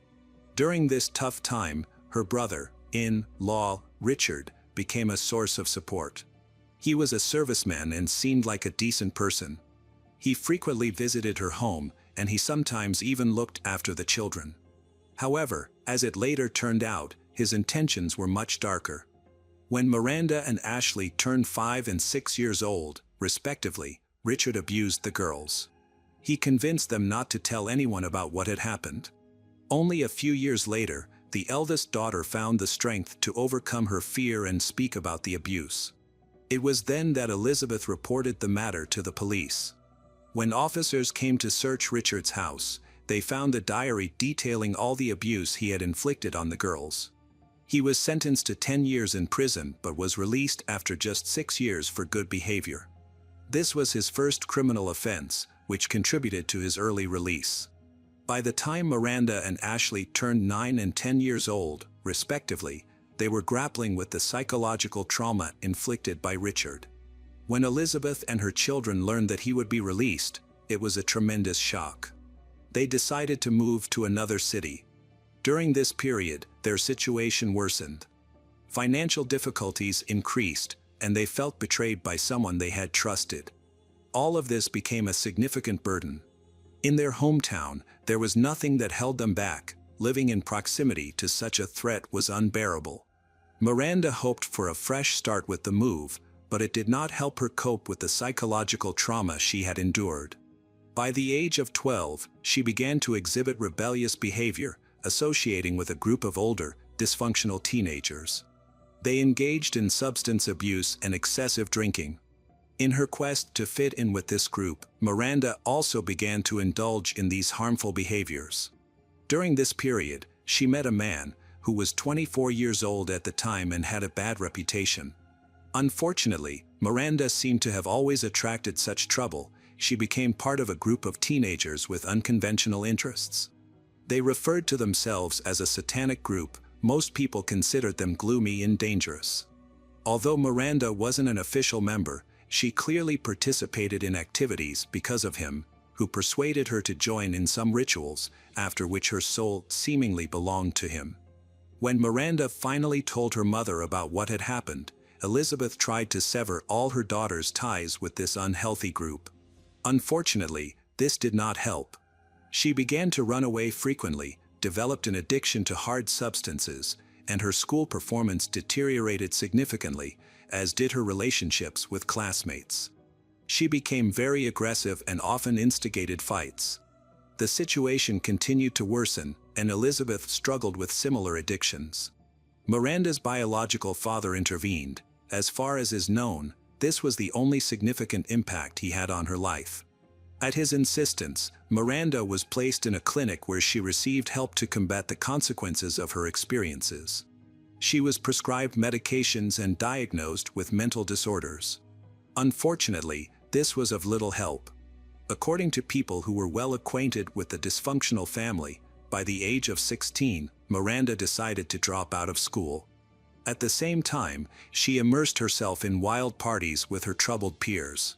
She began a series of relationships with older men, one of whom got her pregnant. Although Miranda decided to keep the child, she didn't even know who the biological father was. After that, Elizabeth asked her to terminate the pregnancy.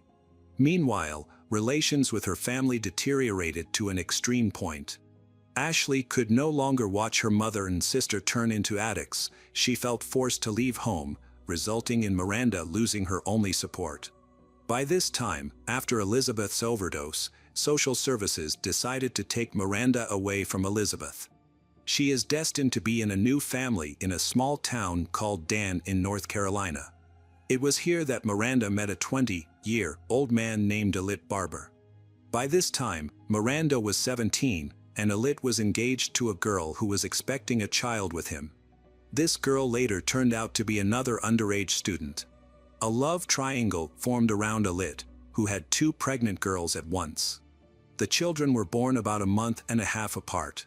Now, the group had 2 newborns that needed care. However, all of them are not mature enough to take on the responsibilities of being parents. A few months after the children's birth, Alit's own daughter was hospitalized due to an overdose of sedatives. The behavior of the biological father had always been problematic, and from that moment, it only deteriorated further. His relationship with his fiancée began to suffer, and she ultimately decided to break up with him, leaving with the child for another city. This led to Alit and Miranda being together, forming a full-fledged couple, raising little Aria together. During this time, Miranda willingly talked about her difficult past, and Alit became intrigued as they discussed her experiences with the satanic cult. About a year into their relationship, they decided to leave North Carolina, as their families did not approve of their lifestyle. This escape was necessary to distance themselves from constant conflicts and the supervision of the older generation. Thus, a series of moves began for the young family. They struggled to settle down anywhere for long due to employment difficulties, until they finally reached a suburb in Pennsylvania called Port Trevorton, where only about 400 people lived at that time. They had neither money nor work to establish a foothold. However, Alit had a friend in the area who helped them by providing a place to stay. They were essentially marginalized individuals, making it challenging for them to find regular employment, as they were quite unsociable, which led to difficulties with social interactions. On October 22, Miranda, in her search for income, decided to offer herself as an escort service.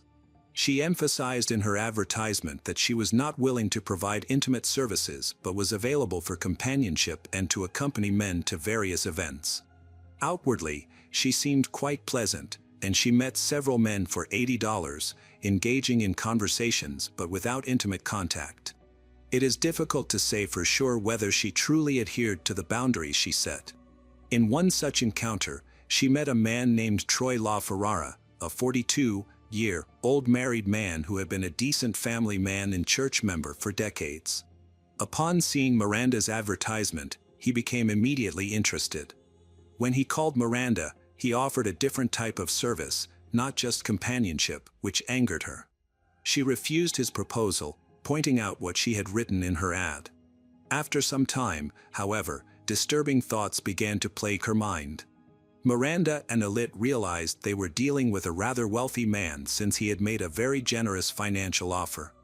After discussing it, they recognized that this could be a potential way to alleviate their financial struggles. Although they had not previously fantasized about such desires, the allure of crime as a solution to their financial difficulties excited both Alit and Miranda greatly. At the beginning of their relationship, Alit and Miranda immediately developed a common interest in satanic themes. Their conversations were often filled with dark imagery, including mentions of blood. They did not plan to kill a specific person, however. They would often end such discussions with thoughts of finding a victim and experiencing what it was like to take a person's life. When Troy made his generous offer, Miranda calmed down after the unsettling proposal and began discussing the situation with Alit. Troy lived in another city, and their correspondence took place via the internet, which could easily be deleted along with the removal of profiles. They were not connected in any way in real life, making him an ideal target for murder. They realized they could make good money and fulfill their long-standing dream. A couple of hours later, Miranda agreed to Troy's offer and messaged for him. They agreed to meet in the parking lot of a supermarket on the outskirts of the city, where Miranda would be in her car. Miranda suggested going to a neighboring suburb, claiming it was her summer house that she used for work. Naturally, she did not take the initiative alone. Her boyfriend was supposed to be in the back seat of the car to help her bring her dark fantasy to life. Their plan involved disguising tools and a blanket in the car. The plan stipulated that Miranda would say a code phrase, after which Alit would attack the victim. The meeting was scheduled for November 11, 2013, a date chosen deliberately because it turned out to be Alit's birthday. At the appointed hour, the Honda CR-V was waiting for Troy in the shopping center parking lot. Upon entering the vehicle, he immediately paid Miranda the agreed amount. They drove to a neighboring town, also small and provincial. However, instead of taking him to the house they had discussed, Miranda drove to a secluded spot on a quiet, deserted street in a forested area. She stopped the car and said the code phrase, after which Alit began to strangle Troy with a wire. However, they underestimated their victim's strength. Troy turned out to be quite a powerful man, managing to open the door and even pull one leg out onto the street. Alit quickly weakened. Miranda grew nervous because everything was supposed to have ended long ago, yet it did not go according to plan. They did not expect such resistance. The worst part was that Miranda saw headlights approaching in the rearview mirror, which made her realize they could be caught. She took out the knives they had prepared for a bloody massacre, began to stab Troy multiple times in the chest, neck, face, and stomach. When Troy stopped struggling, ceased showing signs of life, Alit got out of the car, put his leg inside, and closed the door from the outside. He then resumed his position in the back seat, and they fled the scene. They drove to another isolated area in the suburbs, where they stripped Troy of his wallet, expensive watch, jewelry, and anything else they could find, except for his mobile phone. Alit insisted they leave the phone behind, fearing they could be tracked by geolocation. They disposed of Troy's body by the side of the road and drove away, convinced they had committed the perfect crime. Miranda and Alit stopped at the nearest Walmart to purchase cleaning agents to tidy up the car interior. They bought special compounds for the seats and mats, as well as a set of gloves for their cleaning efforts. The front of the car was covered in blood, and cleaning it thoroughly took them several hours. They went to another secluded location to wash away the blood. Afterward, they decided to celebrate Alit's birthday. They went to a restaurant and then to a strip club, using the money stolen from their victim. Elit and Miranda simply continued living their lives as if nothing had happened. The next day, a couple of random witnesses stumbled upon Troy's body, which was not even covered with branches or dirt. The man had been carelessly discarded like trash, with 20 stab wounds and marks of strangulation on his neck. Naturally, witnesses immediately called the police. When law enforcement arrived, they discovered not only the body but also the cord from the electrical device used for strangulation. The body was identifiable because a mobile phone remained in the victim's pocket. The police checked the call history and found that on November 11th, he had contacted only 2 numbers, his wife and 1 unsaved number. After investigating the unsaved number, the police traced it back to Miranda and obtained her details, including her residence. She immediately piqued the investigators' interest. Within minutes, the police were on their way to her house. Miranda was detained and taken to the station for questioning. From the very beginning, the story unfolded. Miranda denied any involvement in the crime and claimed not to know the victim. Nevertheless, it was obvious that she was nervous and acting suspiciously. It was enough for the detectives to ask for her mobile phone for her testimony to begin to change. At first, she vehemently refused to provide her mobile phone, but as the detectives examined the contents of her correspondence and contacts, Miranda grew more and more anxious. Despite their efforts, they were unable to find the necessary information immediately. Miranda had nothing to present, and so they simply let her go. When Miranda returned home, something changed within her. She began to confide in the first person she met, her friend, about the murder. However, she did this so abruptly that it seemed awkward from the very start. The young man tried to convince Miranda that she should return to the police and confess everything. Her husband, Elit, joined the conversation and acted shocked by the story. Miranda clearly felt remorse. She confessed to her friend that she had stabbed the victim with a knife, but she did not mention Elit at all. Throughout the conversation, her husband never confessed to even being present in the car. Even the friend got the impression that he was manipulating Miranda, trying to impose a greater sense of guilt on her, which seemed strange. Instead of taking any part of the blame, Elit feigned shock and even began to cry. The friend did not suspect Elit could be involved in the crime. On the contrary, he believed Elit to be innocent. Miranda struggled with her thoughts most of the night. Finally, around 4 a.m., she gathered her strength and returned to the police station, where she recounted the murder, insisting that it had been self-defense. She confessed that she had agreed to meet Troy but not to provide intimate services. She had only intended to escort him. However, when Troy insisted on paying for intimate, Miranda informed him that she was only 16, which seemed to unsettle him. She claimed he would face criminal prosecution if she reported him to the police. This was a lie, as she had just turned 19. Miranda was clearly trying to shift some of the blame onto the victim to justify her actions.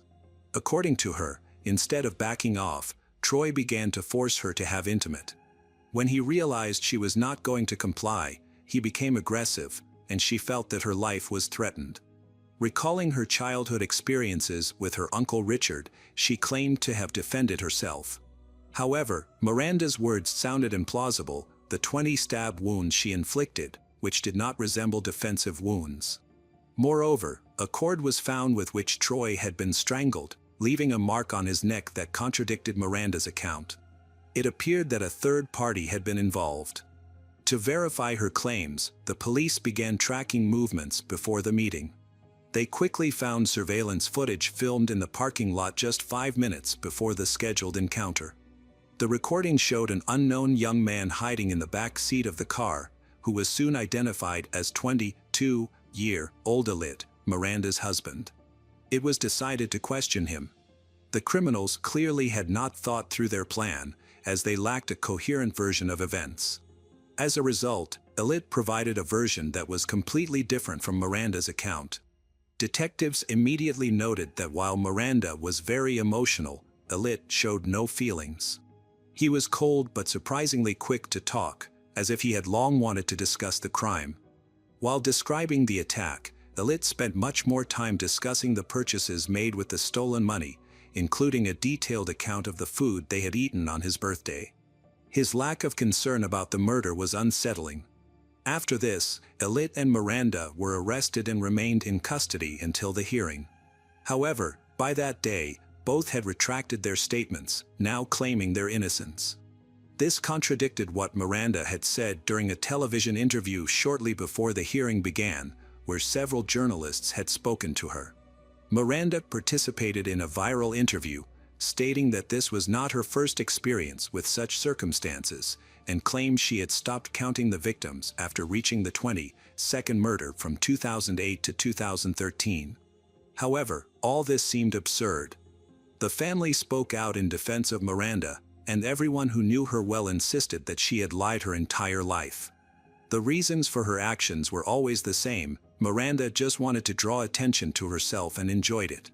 Despite this, she insisted that all the murders began when she became a member of a Satanist group in her teens. Miranda avoided details and did not even know the names of the victims, yet she persistently called herself a serial killer. She claimed that her group only killed those who committed bad deeds, for which she was nicknamed Dextrin. During her conversations, she was unable to provide details about these episodes, of which she claimed there were many more. She mentioned living in Alaska during this period, where there were reportedly many missing people. It seemed that all this was a blatant lie. Additionally, her behavior clearly did not align with that of an experienced criminal. She even left the victim's mobile phone right in his pocket without hiding or destroying it. Troy LaFerrara was actually the first victim. During the investigation, it turned out that 2 more men had responded to Miranda's ad, but they did not come, thus saving their lives. However, there were opposing opinions. Psychologists worked extensively with her, and some were convinced that she had killed people before. She frequently talked about her life, including all these alleged ritual murders, and recounting these stories was one of her favorite activities during their relationship. She spoke eloquently about these stories, although she refused to repeat them to journalists, claiming it was to protect the other participants in the murders. Her friends thought she was possessed, while others in the prosecutor's office believed the criminals were trying to avoid the death penalty by claiming insanity.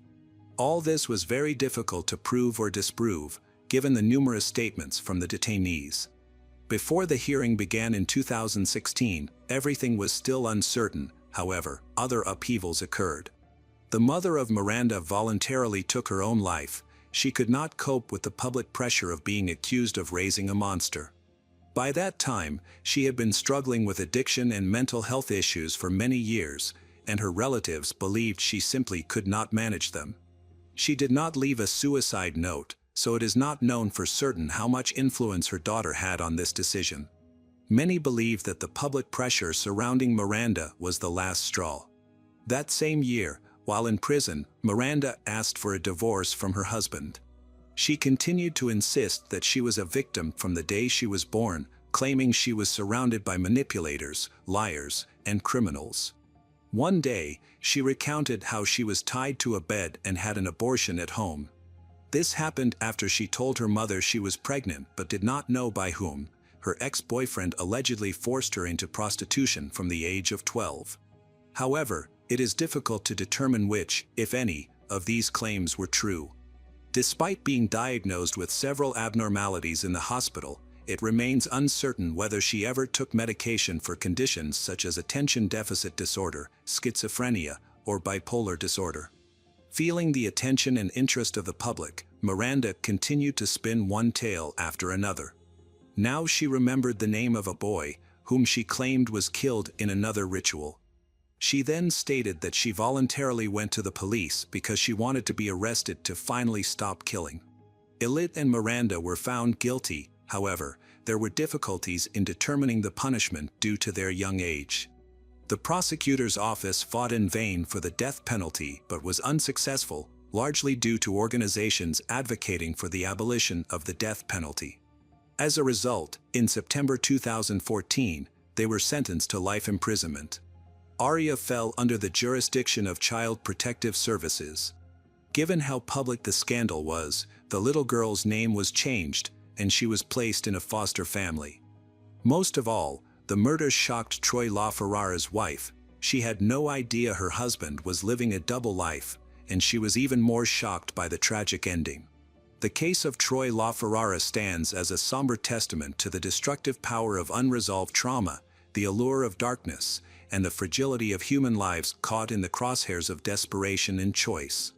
This narrative is more than a recounting of a crime, it is a profound exploration of how personal pain, toxic relationships, and societal neglect can coalesce into an act of irreversible violence, leaving a trail of devastation that echoes far beyond its immediate victims. Miranda's journey from a vulnerable child to a convicted killer is a harrowing descent marked by pivotal moments of suffering and rebellion. Diagnosed with a physical disability at age 2, her early years were shaped by the struggle for mobility and the isolation it bred. The abuse she and Ashley endured at 5 and 6, respectively, from Richard, a trusted family figure whose dark intentions were later exposed in his diary, planted seeds of trauma that would grow unchecked. Troy LaFerrara, a church-going husband and father, entered this story as an unlikely victim, drawn by Miranda's online ad for companionship in October 2013. His offer of payment for more than she advertised sparked a plan born of financial need and dark fantasy. This was not a crime of passion but a calculated act, driven by greed and a perverse desire to experience murder, rooted in the satanic themes that had long captivated their conversations. The story of Troy LaFerrara is a mirror to society's failures and humanity's capacity for darkness, a call to confront the roots of violence, trauma, isolation, and the allure of destructive bonds, while mourning the lives it claims. For Miranda, it is a life sentence that began long before prison, a confinement rooted in a childhood stolen by abuse and an adulthood lost to her own choices. For Elit, it is the end of a path paved by recklessness and a chilling lack of remorse.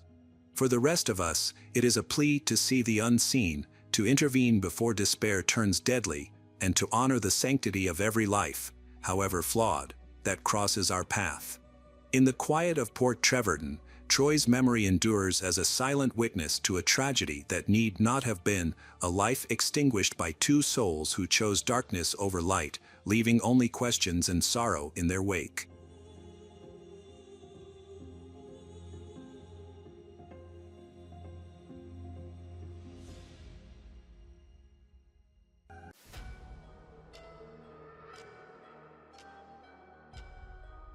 Welcome back, detectives. Let's dive into another horrible case. The case of Jasmine Pace. Jasmine Pace, a 22-year-old college student, planned to spend Thanksgiving 2022 with her family. However, her plans suddenly changed, leaving her mother surprised. At the last moment, she sent a message canceling the family gathering. Shortly afterward, a new post appeared on Jasmine's Facebook page that read, "Enjoy Thanksgiving with my baby," accompanied by a photo that raised concerns. Initially confused, her family's concern quickly escalated into panic when they realized something was wrong. Jasmine was missing, and someone seemed to be impersonating her online. On the night of November 22, 2022, Jasmine drove a white Chevy Equinox away from her home in Chattanooga, Tennessee, at approximately 11:30 p.m. Later, her mother, Katrina Bean, received a text from Jasmine's phone stating that she would spend the rest of the week at her friend Emma's house. Since Jasmine was grieving the recent loss of her grandmother to cancer, her decision to skip the family gathering didn't immediately alarm her loved ones. She often withdrew for short periods to cope with her emotions. But everything took a troubling turn when Jasmine made a Facebook post. The post featured Jasmine in an uncharacteristically revealing outfit, which surprised her mother. What alarmed her father, Travis Pace, was even more troubling. Jasmine's extensive tattoos were missing from the photo. Each tattoo represented a timeline in her life, added months apart, creating a distinctive pattern, especially on her right arm.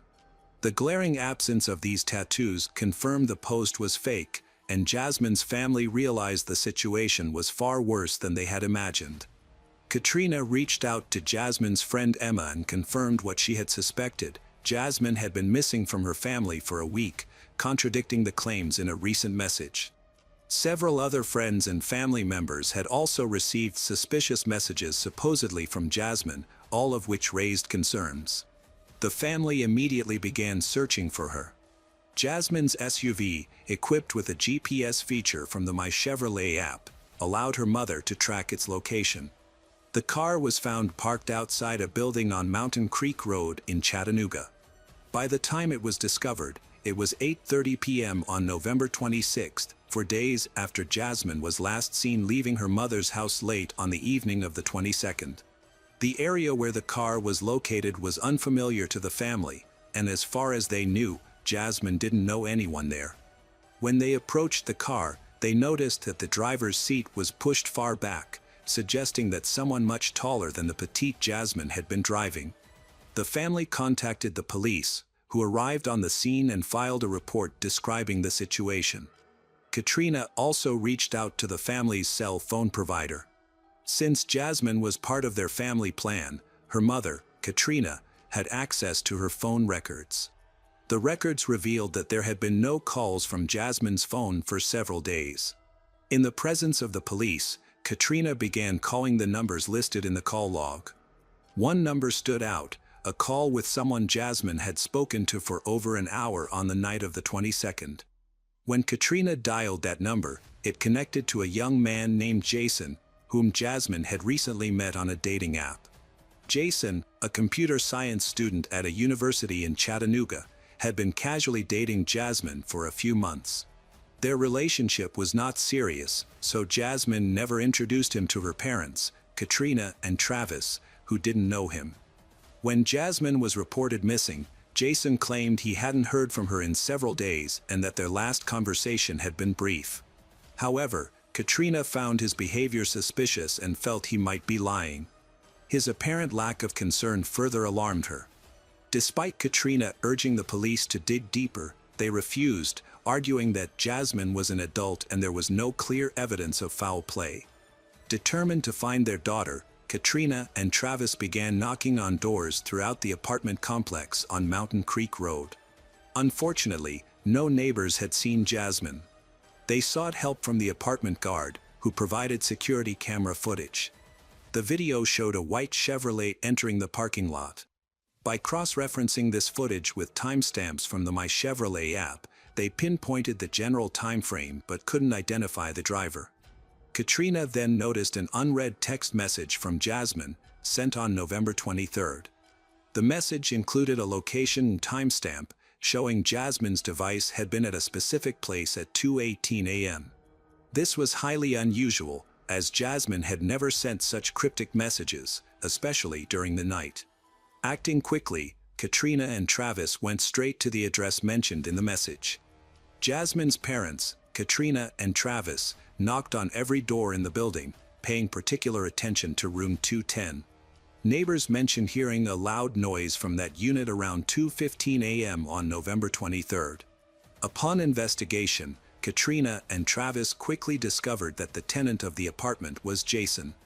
The unit was quite small, consisting of a kitchenette near the sofa, a hallway leading to the bedroom, and a single bathroom.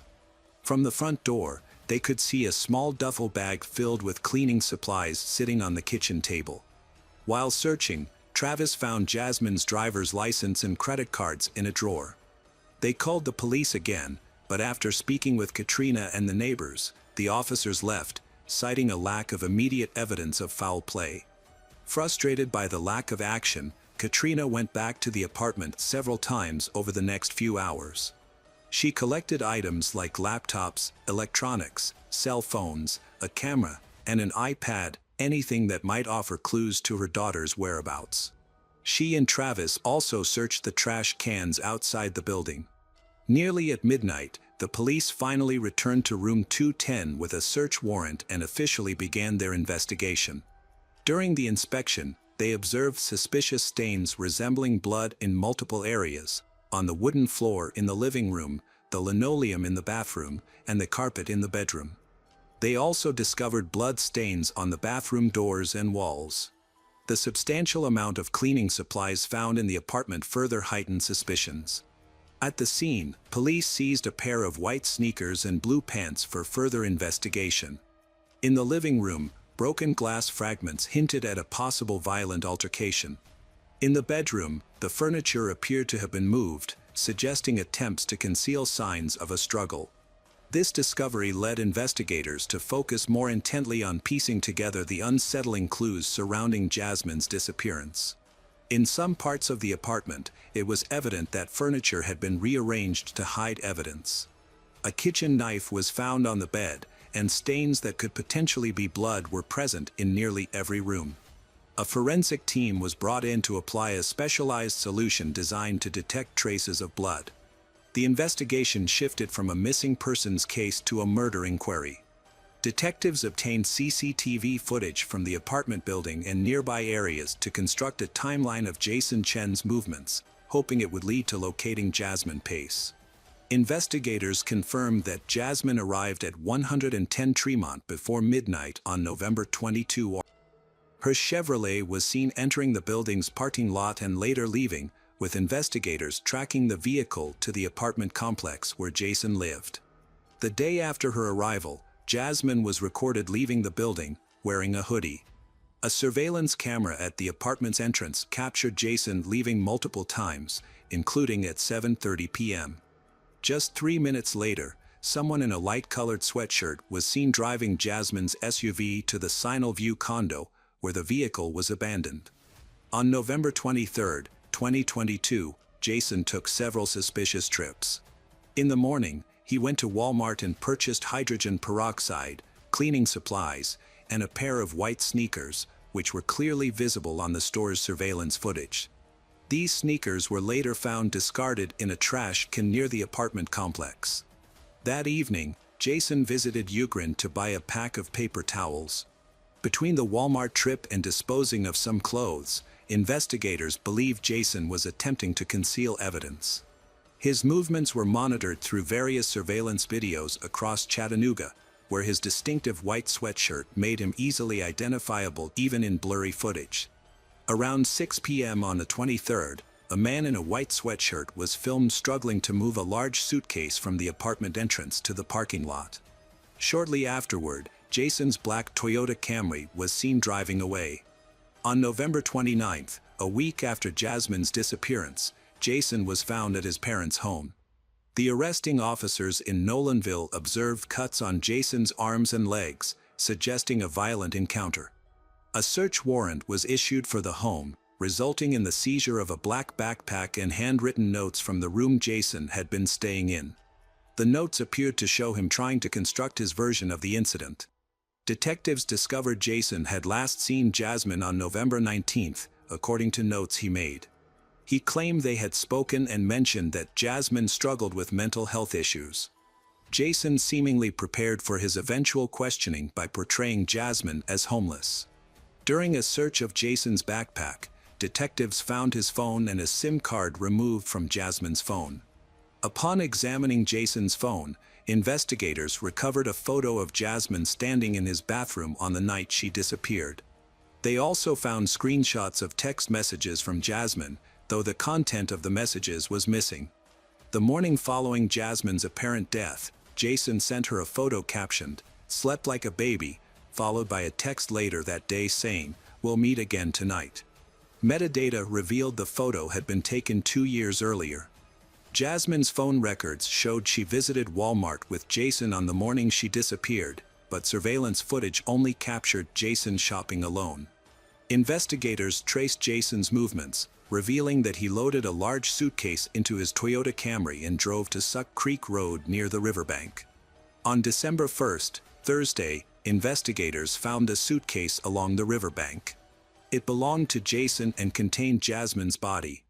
She was wrapped in 3 garbage bags and restrained with handcuffs. Her right hand was cuffed to her right ankle, while her left ankle was cuffed to her right elbow. The handcuffs were basic models, not police issue, with one chain broken.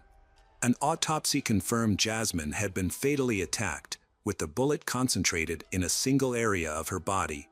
In December 2022, Jason Chen's bail was set at $5 million, sparking outrage due to the disturbing details of Jasmine's murder.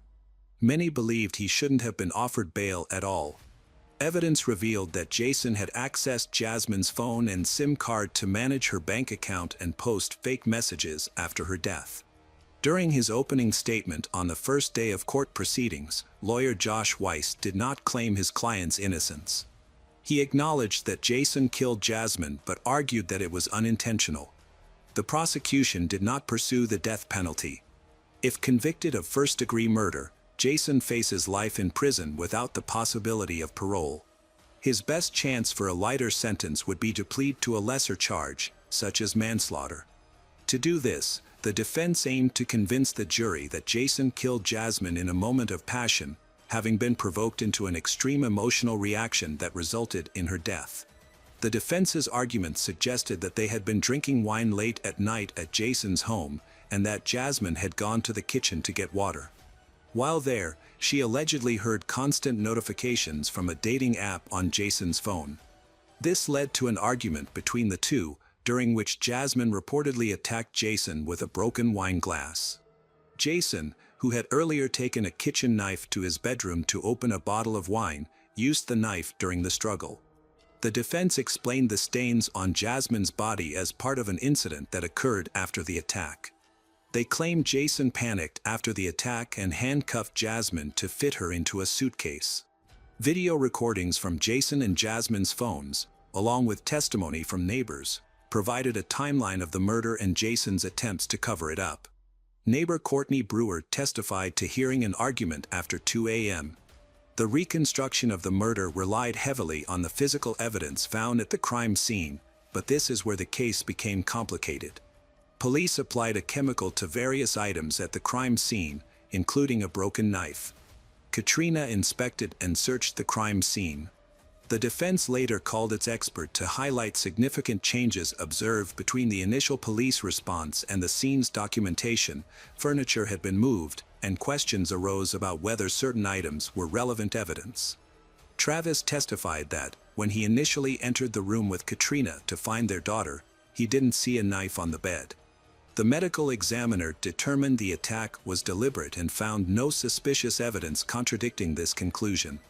Based on the location of the wounds, Jasmine was likely in a fetal position during the assault.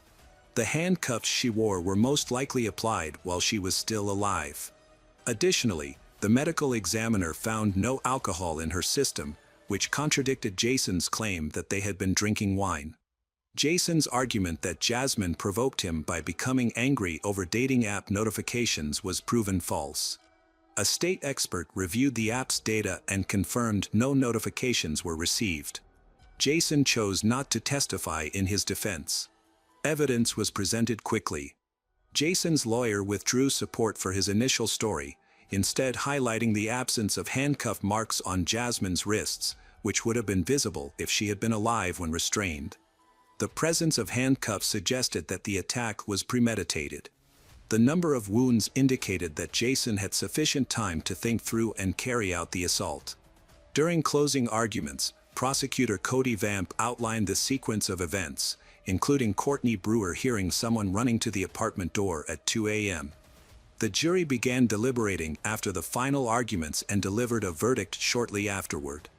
One juror confirmed that the repeated visits by Jasmine Pace's family to the crime scene did not influence their decision. At the sentencing phase, jurors had to decide whether Jason Chen should ever be eligible for parole. Jason's attorney appealed to the jury, asking them to grant his client a chance for redemption. However, the jury deliberated for less than an hour and ultimately convicted Jason Chen of first-degree murder, sentencing him to life imprisonment without the possibility of parole. Following the conviction, Jasmine Pace's family filed a wrongful death lawsuit against Jason Chen's parents. They accused the parents of harboring Jason, giving him money, and sharing information during the days after the murder while he was the prime suspect and their daughter was still missing. The loss of Jasmine and the ensuing legal battles deeply affected the Pace family. After the sentencing, the trials surrounding Jason Chen, referred to by the family as a monster, were marked by overwhelming grief. Prosecutors condemned his crime as heinous, cruel, and inhumane.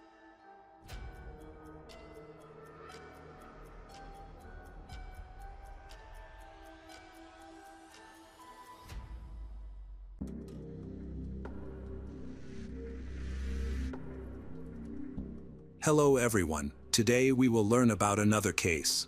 The case of Sweppel family. Stephen Sweppel graduated from a local university in the 80s with a degree in business and planned to build his finances during his studies. He worked various jobs, including as a bartender and lifeguard, but he always remained modest. When Stephen met Cheryl, they got to know each other, and the lovers became inseparable. Thus began a relationship in which they complemented each other excellently. At university, she was very smart and loved working with children, therefore, she became a social studies teacher, actively participating in everything from book and religious gatherings to various events with her beloved. Some time later, they got married. It seemed like a perfect union, destined to last forever. After several unsuccessful attempts to have children, Cheryl decided not to take any risks. As a result, they decided to adopt. Cheryl has adopted 4 children into her family, which was a thrilling experience for her, as she had always wanted to be a mother for those who needed it during their childhood. In the large house where they lived, Ethan, the eldest of all the adopted children, was born in 1998. They liked him very much because he was greatly interested in everything. He was showing energy that they appreciated for the sake of the family. Their 4th child, Eleanor, was born in 2005. She was the youngest of them all. Events brought a stable income, therefore, their family was always filled with warmth and harmony. This is not a classic story of career success. Cheryl left her school job after more than a decade, allowing her to spend more time with her children. She regularly started visiting her children's parents and grandparents, who lived a few kilometers away. They became local celebrities. A wealthy family adopting 4 children took on real parental roles. They wanted to give their growing generation as much as possible. In February 2008, everything turned upside down. The bank found itself in danger due to an incident involving the theft of over $500,000. Investigative organizations that were involved dismissed Stephen. But that was not the end. The investigation lasted longer than necessary to maintain its progress since there was no overwhelming evidence of his involvement. Ultimately, it was revealed that his position was affected by the economic crisis in 2007, related to problems in the mortgage market and over-indebtedness. Stephen sought to create a financial cushion that was plausible, as he was hard at work during that period. In a constant state of stress, a person is prone to making mistakes. New information reveals that throughout this time, they were indeed becoming the center of public attention, as the waste of such an amount appeared to be a source of sensational news regarding involvement in financial crime. Stephen lived under significant, constant pressure, especially from Cheryl, which irritated him. Totaling $559,040 over 7 years was also reported. Stephen has pleaded not guilty, but has indicated to investigators that he did indeed transfer the money into a personal account. Like Cheryl, others did not understand that real problems had begun, which posed a significant issue for the family. More information on the 2008 financial crimes indicated that bail was set to remain free, scheduled for April 21st of the same year. In the event of a guilty plea for the serious crime, the minimum sentence would range from 3 to 5 years, after which a possibility might arise. A significant blow followed, not only to Stephen's reputation but also to their relationships in America. Sweppel family began to collapse, and they often struggled with the consequences. A true storm from the outside awaited them. However, they remained sociable and polite, despite the stress and mental disturbances that could affect future events. On Sunday morning, the Sweppel family attended Easter Mass at St. Mary's Catholic Church. Stephen and Cheryl's parents were also present at the Mass and later said they did not notice anything unusual about anyone's behavior. That evening, a family friend stopped by the Sweppels' home to check on Stephen. The friend saw one of the children, but saw nothing unusual. In fact, a terrible tragedy occurred. On March 23, 2008 morning at 6:31 a.m., Sweppel called 911 from his cell phone, asking for police to come to his home immediately and hanging up without giving his name. When police arrived at his home, they found Sweppel's wife, Cheryl, and their 4 adopted children, Ethan, 10, Seth, 9, Mira, 5, and Eleanor, 3, dead from multiple blunt force injuries to the upper body and head. Police recovered the alleged murder weapons, 2 baseball bats, at the scene. According to forensic experts, at the time of her death, Cheryl was around 30 years old and likely died around at 11:30 p.m. At the same time as Sweppel left a series of voice messages apologizing to former colleagues and relatives. Stephen Sweppel left a note for his father and brother at their law firm. In the note, he said his family was in heaven. According to Stephen, they were doomed to humiliation, and inevitably, he would end up in prison. According to the letter Stephen wrote, he gathered his 4 children into the family van parked in the garage and attempted to kill them then himself with carbon monoxide poisoning. When that didn't work, Stephen took the children back into the house and beat them to death. The 3 oldest children were found in their bedrooms. Eleanor, the youngest, was found downstairs in the playroom.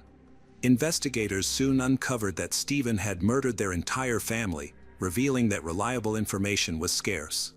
Cheryl was probably killed during the initial attempt to cover up the crime using carbon monoxide poisoning. Nevertheless, he lacked the courage to take his own life and refused to surrender.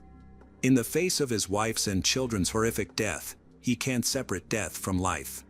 Approximately at 6:36 a.m., unsuccessful attempts became more evident when Sweppel died in a tragic crash on Interstate 80 outside Iowa City. Witnesses said the driver was speeding and appeared to intentionally hit a concrete pillar. There were virtually no signs of slowing down at 100 kilometers per hour. Upon impact, the car overturned. They discovered a badly charred body, from which identification was initially impossible. The community reported that the threat was gone, not ignoring the risk that he may have orchestrated his death to evade justice. The charred remains were identified using dental records, to everyone's relief amidst the horrifying events now unfolding. It was hard to comprehend that they had been a respectable family, even if a bit of alcohol mixed with substances had been a fabrication that no one could believe or confirm. His loved ones often felt overwhelming sorrow. The event struck the entire community hard, as their lives had been brutally cut short. Stephen was not just a son-in-law to them, but a beloved son, and they sincerely mourned his death. On March 24th, their youngest child was to turn 3 years old.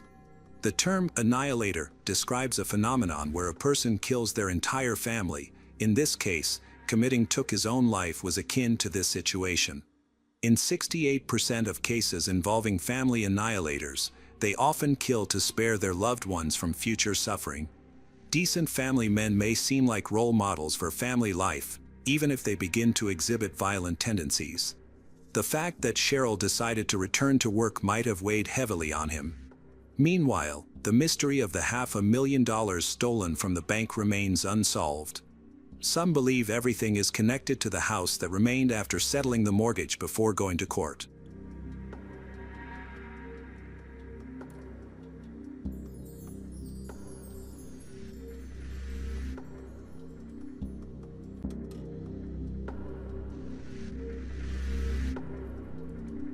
Hello friends. Welcome to our channel. Today we're going to take a look at another horrible case with you. The case of Bill Mowbray. Bill Mowbray lived in Brownsville, Texas, USA, in 1987. He was a decent and loving man who was married to Susie. This was his second marriage. From his first marriage, Bill had a daughter named Christine, who lived with her mother. When Susie met Bill, she was also divorced and had brought her 2 children to live with them. Over the past 9 years, they have built a happy family together. They were only 4 years apart in age and shared many things in common. Despite Susie's eccentric personality, Bill thought of her as the ideal wife. Bill was dedicated not only to his family but also to his career. After attending college, he began working in car sales and eventually transformed into a prominent businessman. By 1987, he had successfully managed Mal Motors, a Cadillac dealership in Brownsville, for 13 years. Susie actively supported his work, often visiting the dealership and even appearing in commercials broadcast across the city. Their success brought them considerable wealth, making them local celebrities regularly seen on TV. The family enjoyed traveling and owned a large mansion in Brownsville, 2 beachfront villas, and several luxury cars. On the surface, Their life appeared enviable, but in reality, it was far less glamorous. In recent years, Bill's business had struggled, with the dealership stagnating and showing no signs of growth. Bill realized he was sinking deeper into debt because his expenses far exceeded his income. Despite facing financial difficulties, they upheld an image of wealth and continued to spend lavishly. As their money problems worsened, it became evident they were facing a serious financial crisis. By 1987, the situation had also severely impacted Bill's mental health. He began suffering from depression and often voiced that ending his own life might be the only way to escape their predicament. For Susie, this was an extremely difficult time. Her husband had never spoken or behaved this way before, and she feared he might do something drastic. His relatives were equally concerned for his well-being. They arranged consultations with a psychotherapist in the hopes of helping him, but their efforts yielded little progress. Bill remained firm in his belief that their family urgently needed money, otherwise, the business would collapse, leaving them on the verge of poverty. A solution to their financial struggles seemed nowhere in sight. Facing the threat of bankruptcy, Susie and Bill ultimately believed their best hope lay in securing a new loan from the bank. On September 15, 1987, Susie, 39, and Bill, 43, called to wish Susie's son a happy 16th birthday. At the time, her son and daughter were visiting their father. The conversation was warm and enjoyable, and everything seemed normal. Later that evening, Susie and Bill watched a TV show together before heading to bed. In the early hours of the morning, around 2:15 a.m., Susie woke up to the terrifying scene of her husband holding a weapon pointed at his own head. Before she could react, he pulled the trigger, using his right hand while lying on his side. Shocked and terrified, Susie called out to him, but he didn't respond. Blood rapidly soaked the bed, and with mounting horror, she realized the gravity of his injury. Panicked, she rushed to the home phone to seek help but accidentally dialed the number of her work partner, Bill Luke Roy, instead of emergency services. Susie told Luke what had happened and confessed she didn't know what to do. Luke immediately urged her to call 911. She followed the advice and called the emergency services. However, she had already lost precious minutes, which forced the ambulance to set off immediately. When the ambulance crew arrived at the scene, they found Susie outside the house, standing calmly with a cigarette in one hand and a drink in the other. Showing no signs of distress, she led the paramedics inside and gestured toward the bedroom without entering it. Inside, Bill was lying on the bed, still alive but in critical condition. He was rushed to the hospital, where he later passed away. The cause of death was clear: a weapon injury to the head. Beside him lay a weapon in a pool of blood. Initially, investigators suspected that he had harmed himself, but they decided to carry out a more thorough investigation before reaching any conclusions. Forensic experts began analyzing the scene. The unusually large volume of blood warranted a detailed investigation. Blood spatters were found on much of the furniture, on the wall near the bed, and even on the ceiling fan. Fortunately, a blood spatter expert was brought in to assist. The expert confirmed that Bill had died from a single wound to the head. The only fingerprints found on the weapon during testing were Bill's. Susie has consistently maintained her perspective on the story since the beginning, asserting that Bill suffered from prolonged depression, had a tendency to harm himself, and had expressed these thoughts to multiple people on several occasions. Some of her statements were corroborated by her relatives and friends, as well as Bill's. Bill, a businessman, had been facing mounting challenges in managing his dealership, which seemed to have worsened his mental health. However, Susie's behavior raised significant doubts. She does not seem to be a grieving widow. Instead, she discusses her husband's death calmly, as though it were merely a trivial matter. Still, this wasn't the primary reason investigators began to scrutinize her further.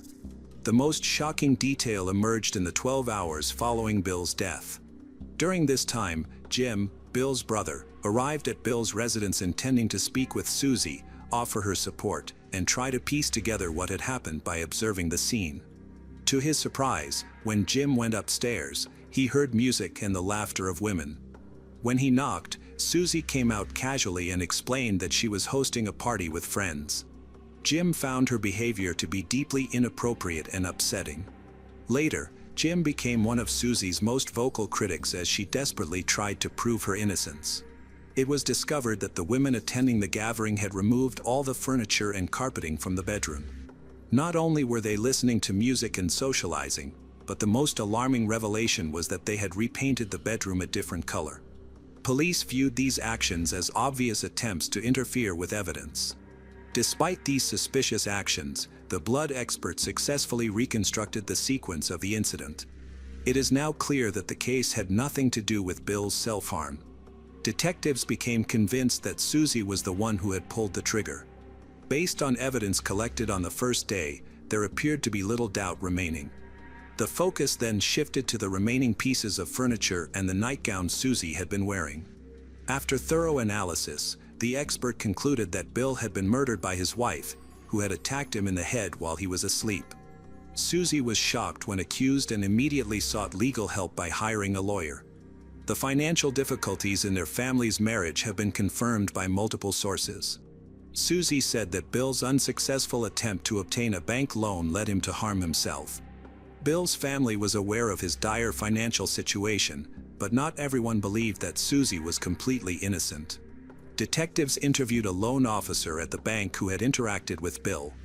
The officer recounted how Bill had visited the bank in a deeply distraught state, even breaking down in tears.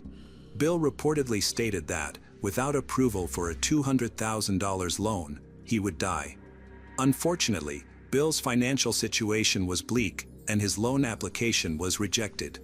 The loan officer had no choice but to turn him down. Numerous witnesses attested to Bill's desperation and emotional turmoil. Despite this evidence of Bill's deteriorating mental health, suspicions about Susie remained strong. Her behavior following her husband's death was widely perceived as celebratory rather than mournful. This interpretation led to widespread public condemnation and further distrust of her character. However, her lawyer firmly maintained her innocence. Bill Mowbray, a businessman, applied for a bank loan to keep his business running and pay off existing debts. However, the bank's refusal devastated him. That evening, he returned home deeply distressed and barely interacted with anyone. Susie did her best to console him, but her efforts did little to ease his despair. In the final days of his life, Bill fell into a severe depression as he desperately searched for a solution to his financial crisis. Later, Susie shared that after this incident, Bill frequently spoke about ending his life. She tried to support him by accompanying him to a psychotherapist. The lawyer worked to find evidence that substantiated Susie's claims, and succeeded. Several of Bill's longtime friends revealed that, approximately a decade before the tragedy, Bill had attempted to end his life. This had occurred in the 1970s, before Susie and Bill married, which explained why Susie had never mentioned it. After meeting Susie, his life seemed to improve, and those close to him believed that his past struggles had been overcome. This information further reinforces the narrative that Bill has a history of self-harm. The defense attorney believed this evidence would strongly support Susie if the case went to trial. He dismissed the notion that Susie was implicated in the crime by the gathering at their house following the tragedy. Furthermore, he argued that the prosecution's case relied solely on circumstantial evidence, which could be easily challenged. Susie's unusual behavior was not enough to indicate that she might resort to violence. Bill's family, however, argued that Susie's actions demonstrated a complete lack of empathy toward him.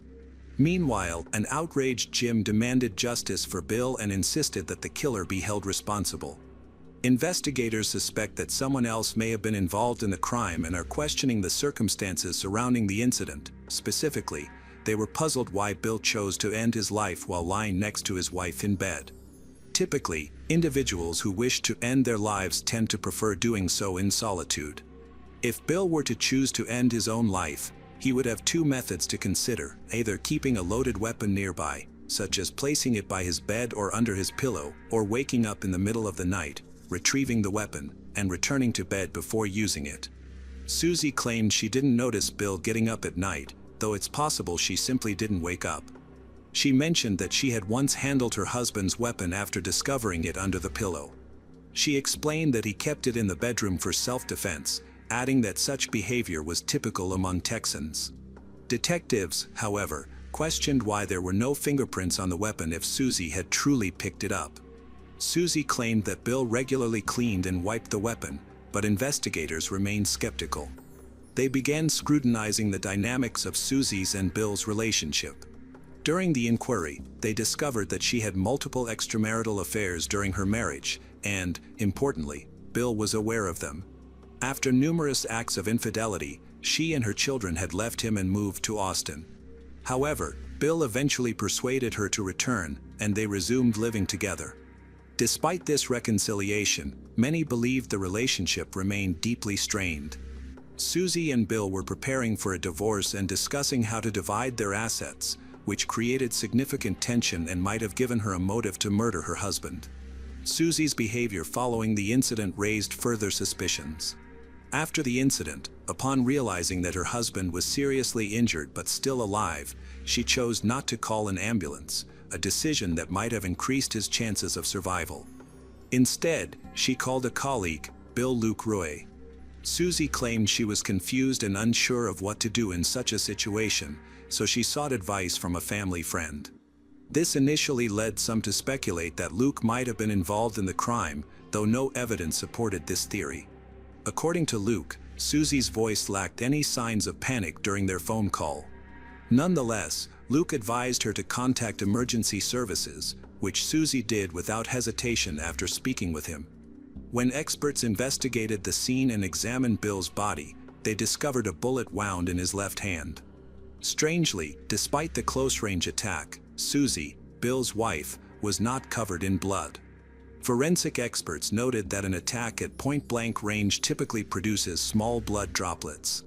However, Bill's right hand was found neatly tucked beneath the pillow, which makes the possibility of him causing harm to himself in this manner highly unlikely. The prosecution built a strong case with a solid motive: financial gain. Susie, Bill's wife, appeared to benefit greatly from her husband's death, particularly in terms of insurance.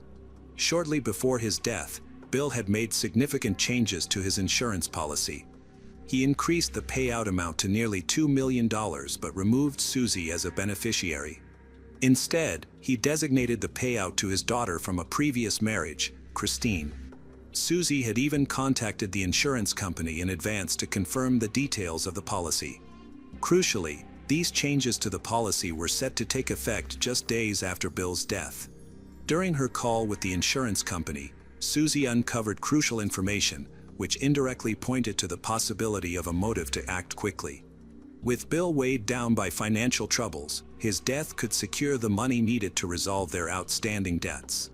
Apparently, Bill had removed Susie from the beneficiary list due to a lack of trust in her and instead sought to provide lifelong financial security for his daughter. This situation raised several troubling implications. Firstly, if Bill had planned his own death, he likely would have waited for the amended insurance policy to officially take effect, which would have occurred in just a few days. Furthermore, as someone knowledgeable in legal and financial matters, he would have been aware of Texas laws regarding voluntary death. Specifically, insurance policies do not pay out compensation to beneficiaries if the insured dies voluntarily within 2 years of the policy's activation. This means all of Bill's intentions to secure his daughter's future were doomed from the outset. Detectives believed that Bill had no intention of ending his life willingly. When he spoke about such matters, it was likely to evoke pity or manipulate others, such as persuading the bank to grant him a loan. However, given the strange circumstances surrounding his death, it seemed he didn't end his life himself, someone might have helped him. Based on circumstantial evidence, Susie was arrested and charged with her husband's murder. At the trial, a key forensic method was used: blood spatter analysis. This technique, first introduced in the 1950s by Herbert MacDonald, played a critical role in providing evidence and substantiating the charges. MacDonald himself testified during Susie's trial, offering essential insights. Blood spatter analysis had been a foundational method in the U.S. justice system and widely accepted for years.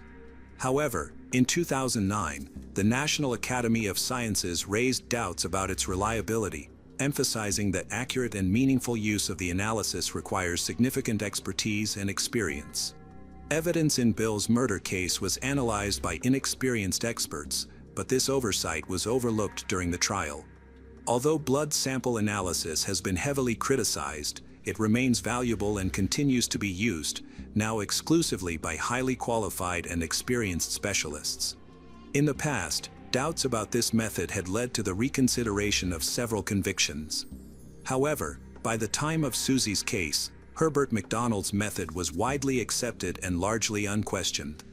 During the trial, Susie's ex-husband defended her, stating that he had never observed any signs of aggression throughout their relationship. He also stated that Susie was not even aware of how to use a weapon. Additionally, a family friend named Luke, Bill's business partner and Susie's initial point of contact after the incident, supported her and expressed his belief that Bill may have willingly ended his own life. Luke explained that he had planned to leave the car dealership due to work-related issues, and this decision had deeply affected Bill. In the final days of Bill's life, he reportedly struggled with loneliness. The prosecutor's office persisted in proving its case.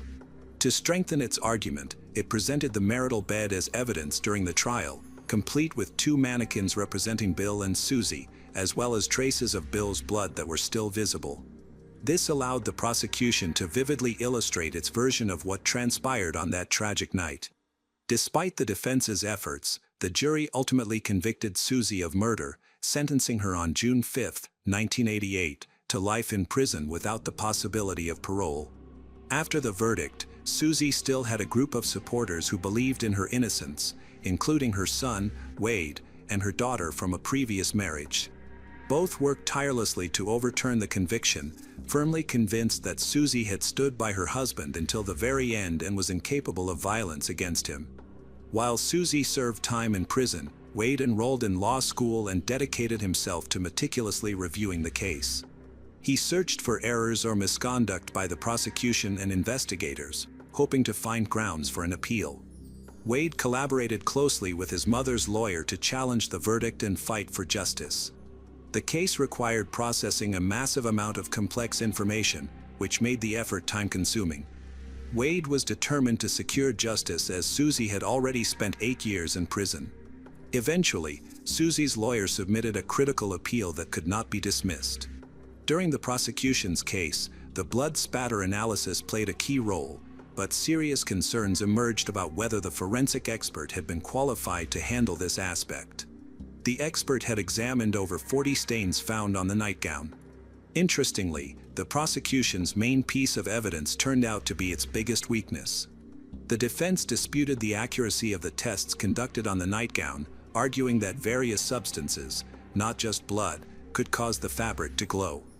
Moreover, the nightgown had never been specifically tested for blood, and since it was no longer available, its credibility as evidence was entirely compromised. The appeal was accepted, leading to a thorough reconsideration of the evidence before the 1990 retrial. The absence of blood spatter on the weapon can be explained as follows. The gunshot to Bill's left arm likely occurred while he was holding the weapon under the pillow, with his left hand positioned on the opposite side of his head. The shot caused an exit wound. Certain actions of the experts during the retrial seemed questionable. For instance, the forensic expert who conducted Bill's autopsy made a key statement. Although he admitted that he could not be absolutely certain Susie had killed Bill, he maintained, perhaps to protect his reputation, that Bill could not have harmed himself without external assistance. Given that only Bill and Susie were in the house, Susie was naturally seen as the prime suspect.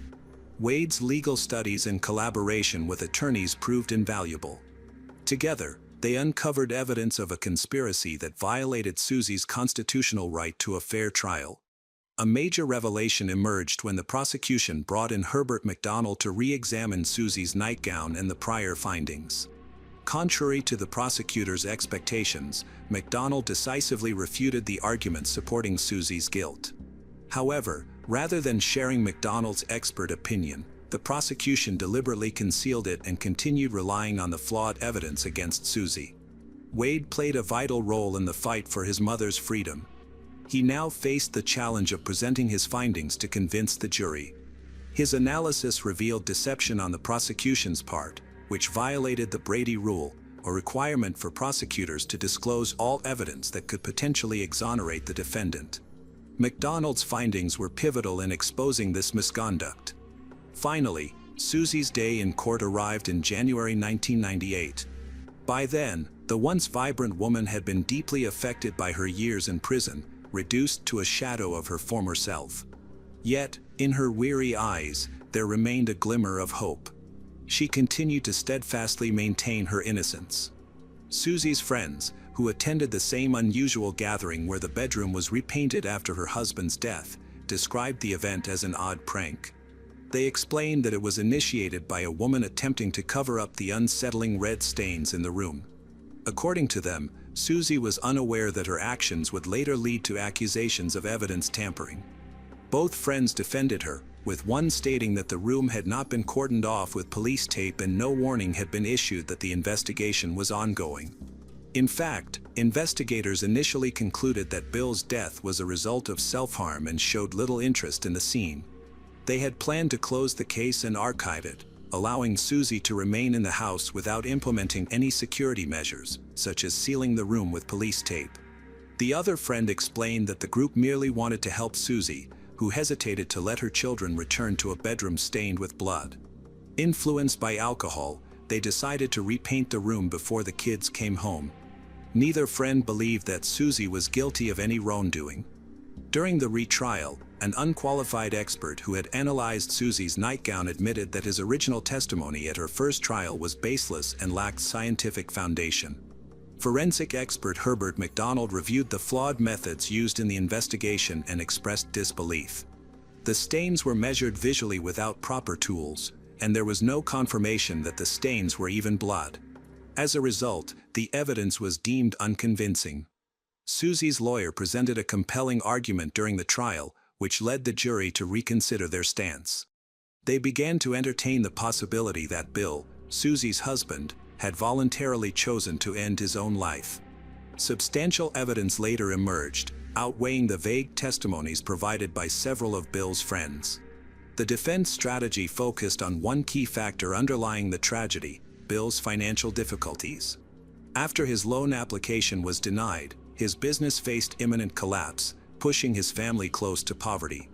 To ensure that his daughter from a previous marriage would receive a larger insurance payout, Bill is said to have decided to end his own life. He spent his remaining savings on increasing the life insurance payout for her. Bill's decision not to wait just a few additional days may have been driven by severe depression or a sudden deterioration in his mental health, which could have left him incapable of fully understanding the legal implications. Accounts of Bill's behavior in the days leading up to his death supported this conclusion. The defense attorney believed their case had been effectively argued. However, during the closing arguments, Susie unexpectedly lost control. As the prosecution delivered its final remarks, she screamed that she had not killed her husband and collapsed in tears. This emotional outburst took everyone by surprise. On one hand, the jury recognized the sincerity in Susie's tears and assertions of innocence. On the other hand, her uncontrolled aggression complicated the situation. Deliberations over the verdict lasted for 4 hours of tense uncertainty. Although no definitive resolution was reached regarding Susie's guilt or innocence, she was ultimately acquitted of all charges on January 23, 1998. Despite her acquittal, she continued to face opposition, with critics focusing heavily on her behavior throughout the trial. While Susie's actions were undoubtedly unusual at times, her supporters, including her son and daughter, attributed her behavior to the emotional toll and stress she endured during the ordeal. Her opponents, however, claimed that her outburst during the trial was a calculated attempt to manipulate the jury. In contrast, her lawyer argued that the outburst was unplanned, insisting that such a risky tactic would have been ill-advised, particularly since the defense had already presented substantial evidence that might have backfired with the jury. During subsequent hearings, it was revealed that the nightgown had never been used as evidence. This omission raised concerns among the investigative team, as items of such significance rarely vanish without explanation. Speculation arose that the prosecution, facing heavy criticism for their strategy, may have intentionally disposed of the nightgown to prevent further examination. This theory gained traction as many believed the nightgown might have undermined their case, particularly given the opinion of Herbert MacDonald, whose expertise could have discredited their claims. Faced with mounting challenges, the prosecution seemingly had no viable path to continue their case. Susie Mowbray was acquitted on her 50th birthday, turning the occasion into a celebratory milestone. She expressed her gratitude to her son, Wade, describing it as the best anniversary gift she had ever received. In a 2001 interview, she reflected on her release, noting that others who had been wrongfully convicted alongside her had already been freed for 3 years. Susie had spent nearly a decade in prison and shared her hope that her children would feel proud of their mother. However, not everyone supported the verdict. Bill's first wife and his daughter, Christine, believed the outcome was unjust, remaining convinced that Susie had evaded accountability for murder. After Bill's death, his first wife revealed that Susie had urgently sold off all of his belongings to secure money. This led to a fierce legal battle between Bill's first wife and Susie over his inheritance. Ultimately, no one received the life insurance payout. Susie had once planned to write a book about her struggles, but since 2002, there has been no news about her. During that time, she went to court in an attempt to reclaim Bill's insurance payout, but she ultimately lost the case. Susie's son, Wade, initially pursued a legal career but eventually left the field to provide advice to other clergymen. Interestingly, Susie, who had previously sought public attention and appeared in her husband's advertising campaigns in the 1980s, completely disappeared from public view after her failed attempt to secure the insurance funds. She did not attend the TV show in 2021 that covered her case, though her lawyer did. The lawyer described her situation as a tragedy, emphasizing that the businessman's widow had spent so many years behind bars, which had destroyed her life, while insisting he had always believed in her innocence.